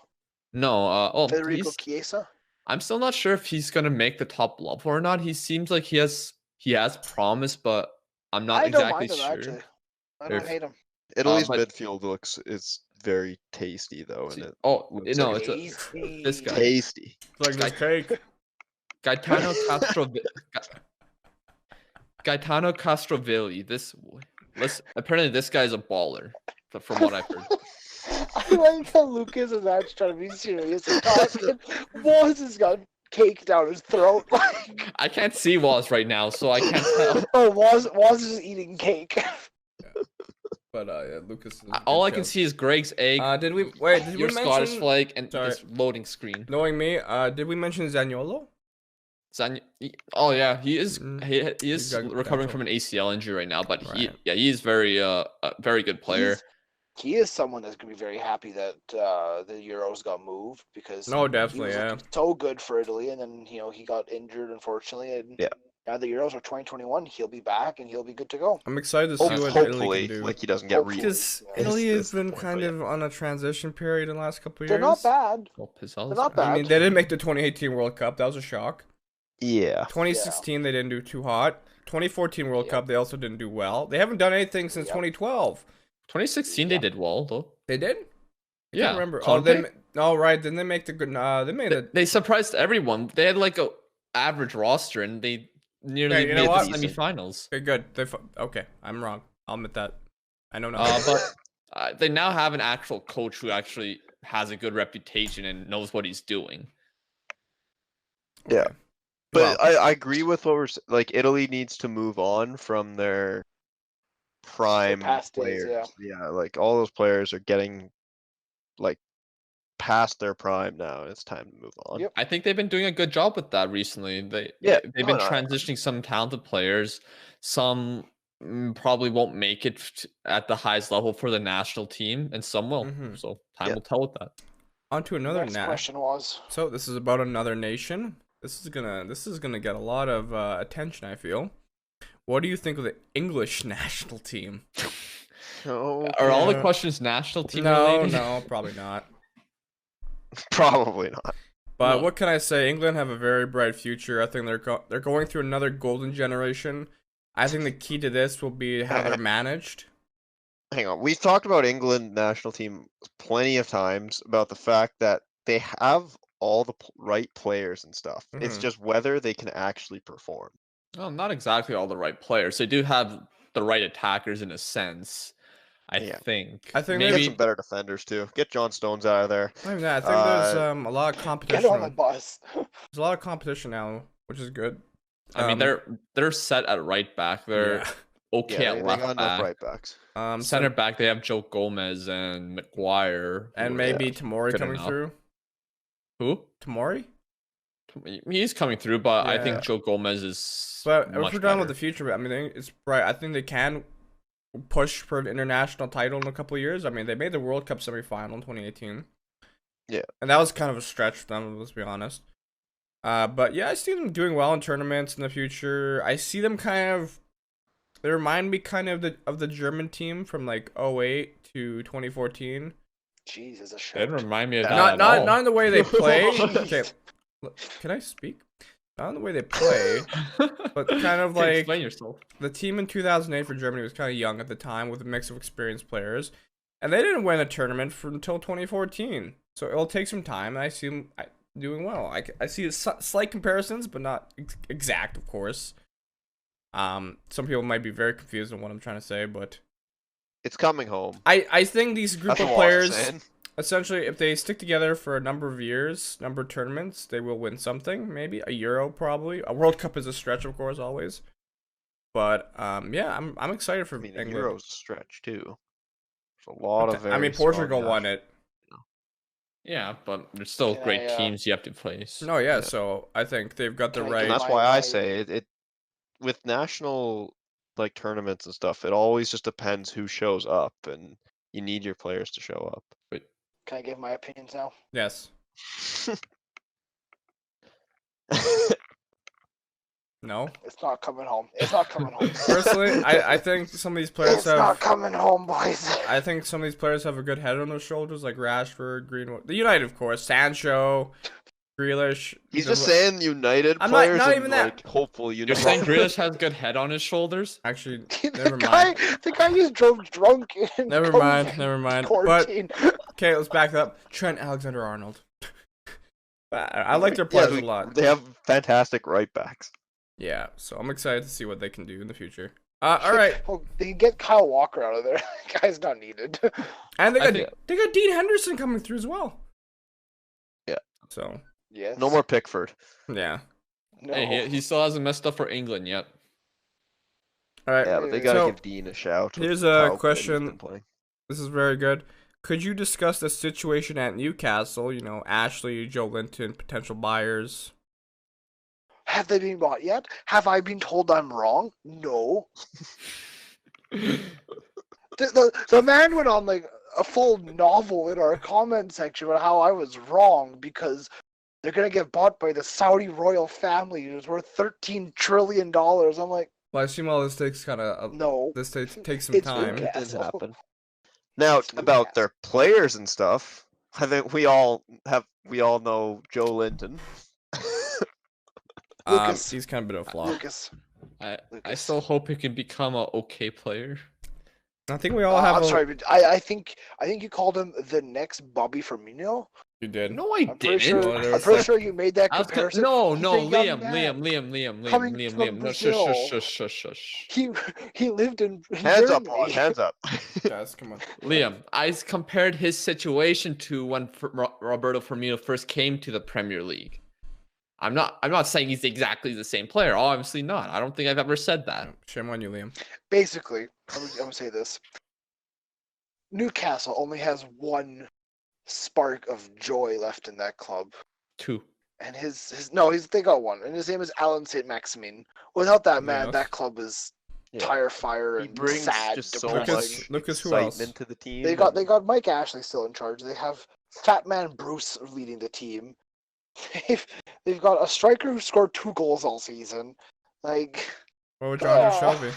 I thought Almiron was improving in this year. Lord Voldemort is not something to be excited about. I like John Joe Shelby. I think he's a. I like him too. I like him too. But I'm not going. I'm going. Apparently, you like his head.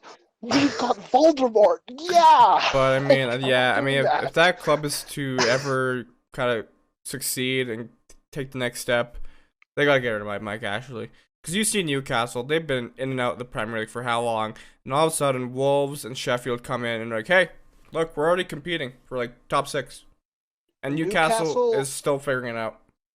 Newcastle's a very historic club with some fantastic fans, and they deserve much, much better than what they currently have. Did you actually know that 100%. Did you know actually in the 90s or 2000, I can't remember, Alan Shearer almost went to United?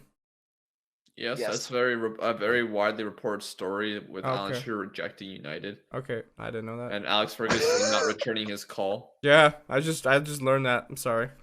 I don't know everything. I'm sorry. I mean, that's fine. It's all good learning something new. But yeah, I hope the Saudis I hope the Saudis do purchase Newcastle because they need some money in there and some people who will actually care. Maybe. Takeovers are so weird. If I speak, I'm in big trouble. Okay, Mourinho. But yeah, who do you think you are? Like,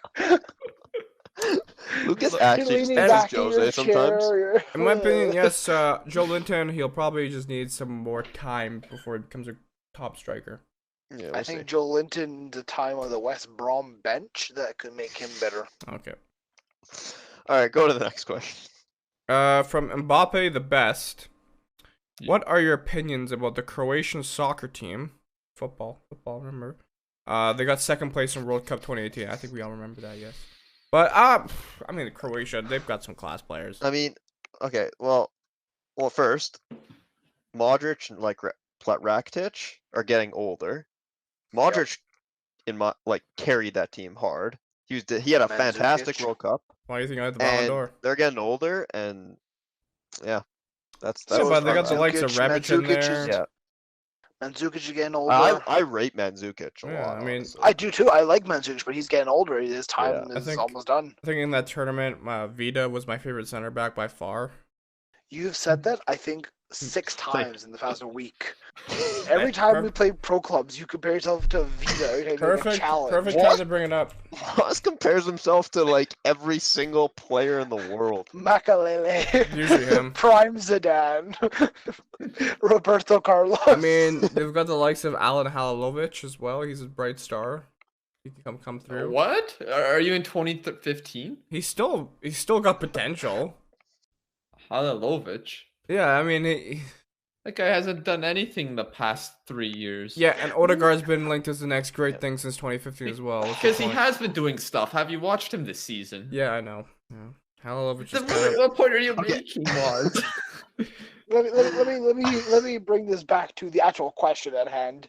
What do we think of Croatia? Well, I don't think very much of them. I don't think they were deserving of a World Cup final spot. I don't think Luka Modric was deserving of a bullshit. Ballon d'Or. What you just yes, said. I agree with Liam, to be honest. No, I think that's bullshit. They also had Dejan Lovren, so we all know how. They smacked Argentina in that tournament. And you're gonna say, "Oh, this is poor Argentina." Argentina were beating France at one point in the tournament. Argentina had arguably the worst defense of the entire tournament for any club that thinks they're half decent. Have you seen Poland's defense? Nicolas Otamendi. Brutal. Oh man, you're just dumb right now. Croatia were class. What? They were on the easy side of the bracket. In a sense, maybe. In a sense.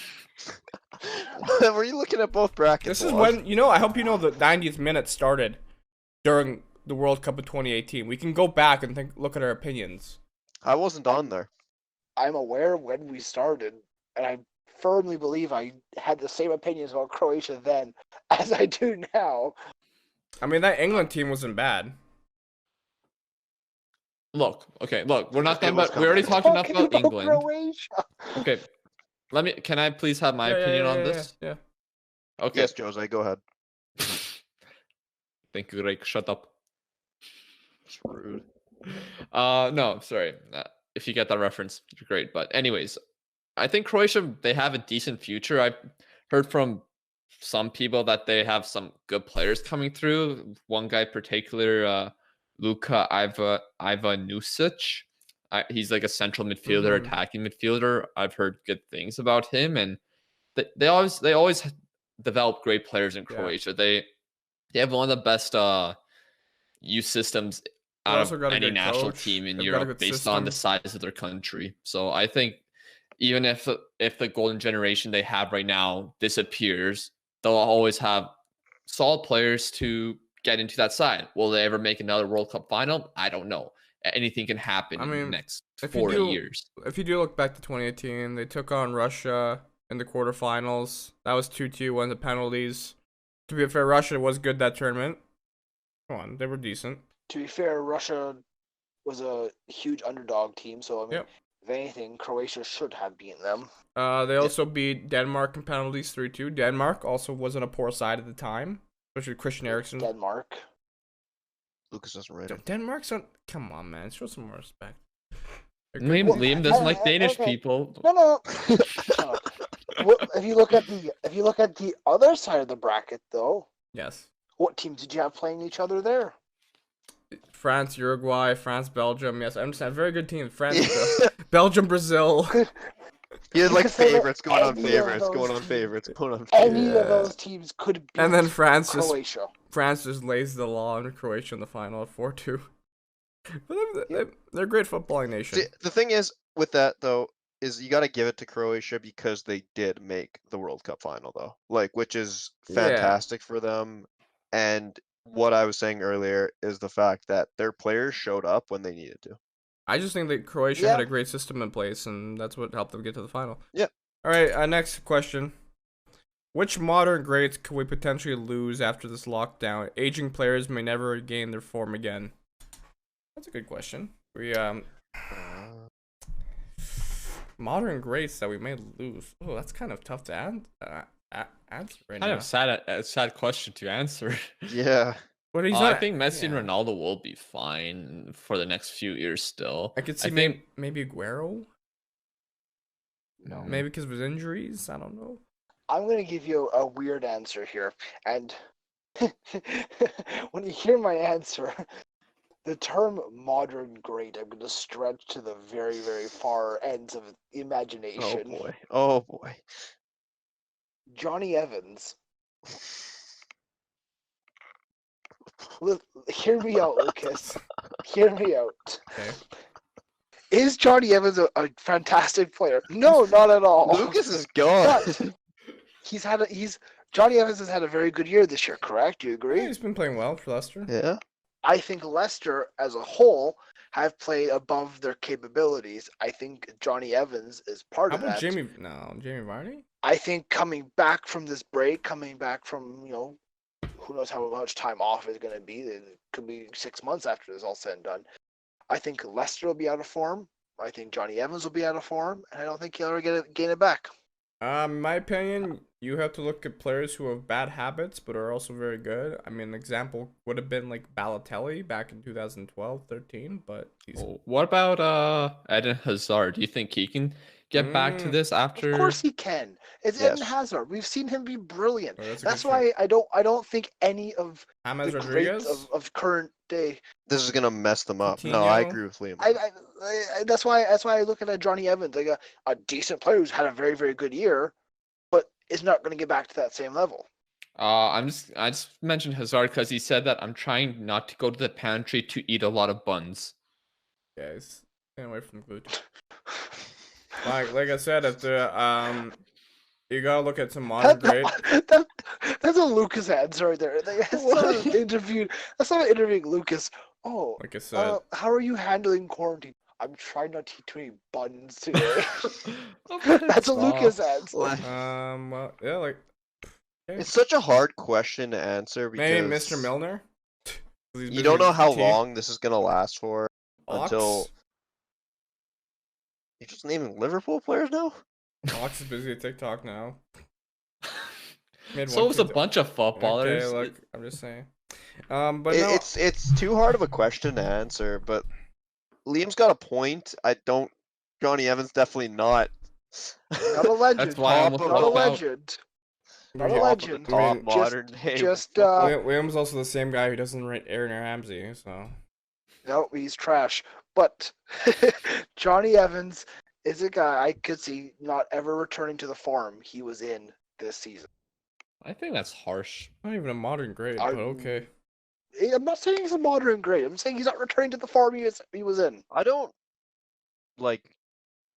mind Woz's answer of Aguero, because I agree, and he's definitely just not in general with the virus going on, but just in injuries itself, he's definitely on the down. What about Could this not Higuain? be? Ooh, yeah, could this not be a chance for Aguero to get fit? Yeah, maybe Giroud. Oh. I don't know. Like I said, it's players that we know. It's players that we know that have bad habits already. That will translate to all this, and then they'll come back and they won't be great. Yeah, only time will tell. Is there any more? Yeah, we got more questions. Yeah. From Chicken Strip Bitch, quite the name. I don't know if you guys answered this already, but how did you guys meet? We've known each other since either kindergarten or grade 1. I met Greg and Woz in grade 1, and I met Liam in grade 2. Yeah, so we've all known each other since we were 5 or 6 years old, and it's been an adventure since then. Yeah. Yeah. I remember one time when Liam invited me to his grade 2 birthday party, and we went to the Eskimos game, a Canadian football game, and they're throwing mini footballs into the crowd, and a bunch of us went up to the front. And Liam and I grabbed the ball at the same time, and we were both arguing about the ball. Of course, it would be you two doing that. Who got it? I did. Your parents let me keep it because they said that you're gonna go to so many other Eskimo games that season. That's fair. That's very fair. Wow. And I remember when I was in grade 1, I obviously wasn't very great in my grades at all. So I kept thinking Gregory's name was Gregory Chair. Gregory Chair. What's the name, Lucas? Lucas probably still thinks what are you? And then I didn't really like Woz until grade 6. Yeah, I didn't get invited to a lot of birthday parties when I was younger, so that's fair. No one liked me when I was young. I mean, to be fair, you did cause a lot of shenanigans. Yeah, if you guys know Matt from the Champions League videos and pro clubs, Woz and Matt were best friends in kindergartens, and we're the troublemakers of the class. There was an official ban in school that the two of them could not be in the same classroom together because we were never just so bad together. We were never in the same homeroom class ever again after kindergarten. Yeah. Ever again. That's considering middle school and high school. There's no homeroom in high school. No, but yeah. We were in the same class in you two were in the same class in grade 9 art class or whatever. Yeah. Also, Matt is also like my neighbor, so like I became great friends with him in grade 6. I know Liam didn't like him back then. I'm not sure about Greg, but I don't like anyone. This is a good question. Well, I don't know how long. I don't know when me and Greg became friends. I don't really know. Okay. Soccer. I mean, we played soccer together. Yeah, just guys, soccer. I think. This is like for a whole different podcast. Jesus Christ. Our life stories. Come on, football here. All right, well, let's. This is another fun question. What would happen if the 90th played in the Prem? Lucas, you answered this, but you said our contracts would get terminated after the first training session. Yeah, that's not wrong. I was actually watching a video the other day of some player in the mid 2000s who actually like snuck into the Premier League. Lucas, do you know his name? Was like Edu or something? I'm not sure his name, but I know he said that he was George Weah's cousin. Yeah, I forget which Premier League team it was at the time. It was Southampton. And he somehow tricked like the agents and the owners and the managers, like, yeah, I'm a professional footballer. And then he gets on the team. He actually gets subbed on for like 5 minutes, almost scores in the opening seconds of his being subbed on. He was so bad that they subbed him off again in the same game, and he never played again. It's like pretty much like that documentary of that Brazilian that pretty much fooled all newspapers that convinced clubs that he was like the greatest player in Brazil, and then whenever he signed, he never went to a training session or whatever, never really played a match, a single minute, but All had right, this lifestyle of a career. So I have an answer for that question, and the right answer is our main TikTok, which got us going, of Liam saying no ever game would finish 9-0, and then it did. Liam instead would have to say no game would ever finish like 50-0, and then that would be us there losing 50-0 to a Prem team. That's that. This is a good question. I think I could nick a cheeky goal off a corner or something like that. Are you sure? I can head the ball and Lucas and get there. You'd be able to. Big Slabhead's gonna come in and head it away. No, I got him. Don't you worry. I got the vert on Big Slabhead. Sure. Opinions on Norwich City FC? Terrible. Wow, that's harsh. It's the truth. They got some good player. Cantwell, he's been solid this year. I mean, they have good players on them, but they also have a bunch of players that are below average and aren't really suited for the Premier League. They do have young players like what you mentioned, Cantwell, Buendia, the fullbacks on that team. Unfortunately, Norwich is basically had the same situation as Fulham from the year before, where they just scored a lot of goals and didn't really change their tactics when going into the Prem, and then they just kind of got crapped on by all the other Prem teams. The goals have dried up for Norwich since coming to the Prem. Oh no, but like so did Fulham's. Like you're just not gonna. It's not the same. It's a different ball game, honestly. Okay, this is now another fun question. Which football player would do the best in the NBA? Fun question. Cristiano Ronaldo? I was gonna say Ronaldo or Zlatan. Yeah, I'd say Zlatan. Van Dijk, that's a good shout. There's a lot of players that would be good. Nick Pope. He's like 6'7". No. He's 6'7". Slow. Okay, he can... Cristiano, I'm sure. Yeah, I don't care about Nick Pope's 5-star skill move card in FIFA. David De Gea? No. There's a lot of Spaniards that like the NBA as well. Yeah, Marc Gasol. That guy's 7 foot tall. Maybe PK? Peter Crouch. Peter Crouch. Big Andy Carroll. Well, for the most part, probably be Ronaldo, just because due to his athleticism and his vertical. Yeah, Cristiano has everything. So. I mean, if Ronaldo had any basketball talent, he'd just work hard enough, and where that talent would just continue to improve, and he'd be one of the greatest point guards ever, because it's Cristiano Ronaldo. He'd retire from football and just become an NBA player. It's like that commercial of LeBron James when he retired from basketball and played football, American football. Yeah. This one is a good question. It's kind of like from our European one, but what is the most underrated national team in South America? Peru. My opinion. Why do you say that? They're a very exciting side. Did you not? In the 2018 World Cup, they did well. They do well in the Copa. Yes. I think they've got good players behind them. No, I mean not good players. It's hard for me to name them, but it's clear that they have a good system in place. And they have a philosophy in play. Like, I mean, if you saw the 2018 World Cup, they're very exciting to watch, and they went forward. They countered well. They defended well. I mean, they just don't give some first-hand knowledge. There we go. Perfect. Because I've been to Peru. I've spent time there. I've experienced a Peruvian culture. Football in Peru is growing. Peru as a country is growing because they have much more economic stability. So they've heavily invested in football, like stadiums and player development and that kind of thing. So I think we're seeing the benefits of a decade or so of a more prosperous country.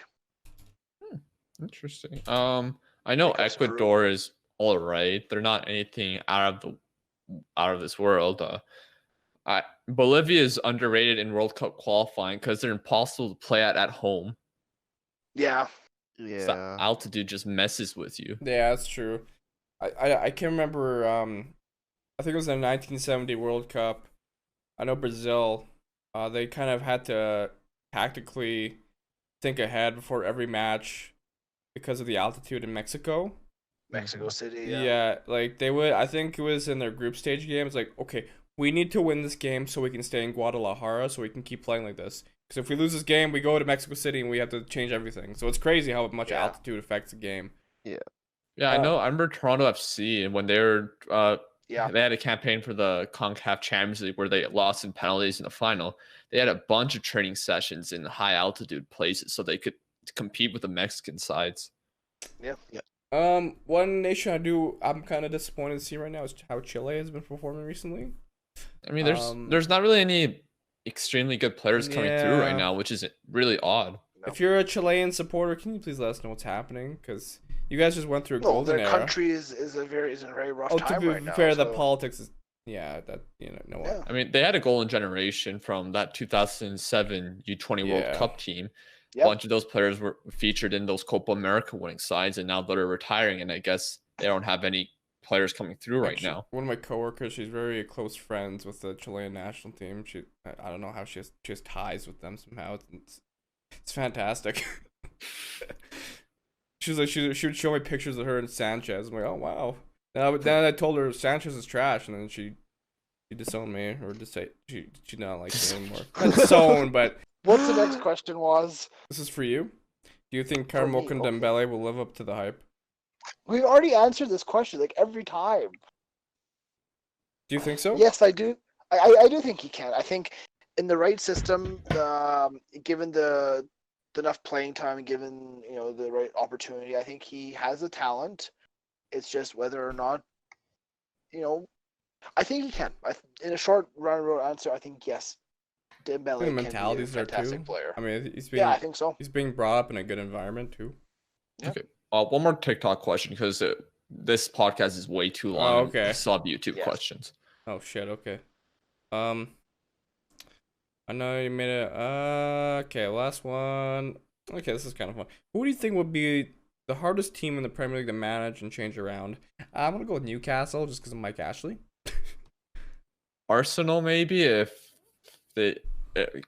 because they have a lot of problems going on with the players potentially wanting to leave, and then signings they have been making haven't really been improving their side. Oh, also, can I mention quickly maybe Chelsea, because you'll be gone in 2 seasons, regardless of what you win. I was going to mention perhaps Brighton. I just don't see them having much of a spark, I gotta be honest. Oh. Interesting you say that. Yeah. But Brandon, I don't know. Let's move on to YouTube. There's a couple questions there, I know. Chichika Slim Shady. Good name. Chicka Slim Shady. Oh. Sorry about that, but anyways, he asks, what is your opinion on former football icons such as Zidane, Maldini, and Kluivert and their children in the game, I guess? So this includes Lucas and Enzo Zidane, Daniel Maldini, who's a promising player for AC Milan, and Justin Kluivert. I think it's fantastic to see. I think seeing even like Reina at Dortmund, Haaland even to an extent. It's great to see these players coming through the ranks. I mean, it's great for the game to have legends carried on, kind of thing. Yeah, you hope it usually happens like Weah as well, right? Like just players like that, and like they have good, like you have like a good reason to like push yourself, right? Like you maybe want to be better than your dad, or if you have another family member like that, right? Now, Lucas. I think it's cool seeing like sons of these legends entering the game, but it is high expectations to live up to. Yeah. And it'll be very difficult for them to ever live up to those expectations. Can't wait to see Cristiano Jr. What he turns into. Yes. Yeah. Messi. Well, like the big one was like Justin Kluivert, right? Like he came in and had so much like expectations of him. George Weah's son in the game? Timothy Weah. Yeah. We talked about him. Yeah. I mentioned that, yeah. I always miss him. It's like 12:30 at night. It's late. Anything else? Even for our standards, it's late. Yeah. But anything else, guys? Yes, there's more questions. So King Hyperion, he asked, He said, Lucas, I'm a Liverpool fan, and he's been supporting the club since late 2016. I chose to support Liverpool due to their history, and since it wasn't doing the best. But ever since they've been called the best team in Europe, everyone sees me as a glory hunter. He asked this question to Woz during his stream, but he'd like my perspective on it. I mean, if you have a good reason why you support your club, and it shouldn't matter what other people think. They're just there to just troll you or just hating. Yeah. It's at the end of the day, it doesn't Ignore really matter. The haters, enjoy like what you like. Yeah, I mean, if you love the club, then love it. Like, there's nothing wrong. It doesn't matter. Honestly, nothing wrong with being, a Real Madrid supporter, Barcelona supporter, or I mean, I think the only issue is like City, because come on, be better. But yeah, I mean, there's a guy in my chat like the other night who's not a fan of Lucas because he feels something about Ricky Lambert. I can't remember what that was about, but yeah, Lucas has been supporting Liverpool since what, 2005-6. So 2004. Yeah, long time. So don't you dare witch hunt him to be a glory hunter. I will come after you. I think Lucas would come after him. That's more scary. I'll send the Celtic big lad. Liam. Have you seen that guy's kick? His boot? He'll just boot you in the chest. You end up in the hospital. Okay, there were a few other questions, but I don't think we have enough time to really cover everything. Yeah. Like, it includes like the Premier League Hall of Fame, but that'd be a lengthy conversation, as well as our proposed rule changes, which I think would be a lengthy conversation as well. We'll try to do that for next week then, maybe. Yeah, so sorry if we didn't get to your questions on YouTube, TikTok, or Instagram, but yeah, we have been recording for like... This could be a 2-hour podcast. Yeah. So everyone, thank you for tuning in to this wonderful episode. And who called that? Greg. All of us. Yeah. Greg's always... Lucas and I were like, yeah, let's keep this short. And then it never happens. Never. But anyways, everyone... You said every episode. Thank you very much for tuning in to this another episode of the 90th Minute. This has been another week in the beautiful game, as Liam always says. But there has been no football. Yeah, hope you enjoyed it. That was depressing. Hope you enjoyed the interview with Brandon. Don't forget to like, comment, subscribe. Also check out Brandon's stuff. He does amazing work on Twitch and with commentating. So thank you once again to Brandon. And till next time, guys. Peace. Bye. Bye, Eggy Greggy.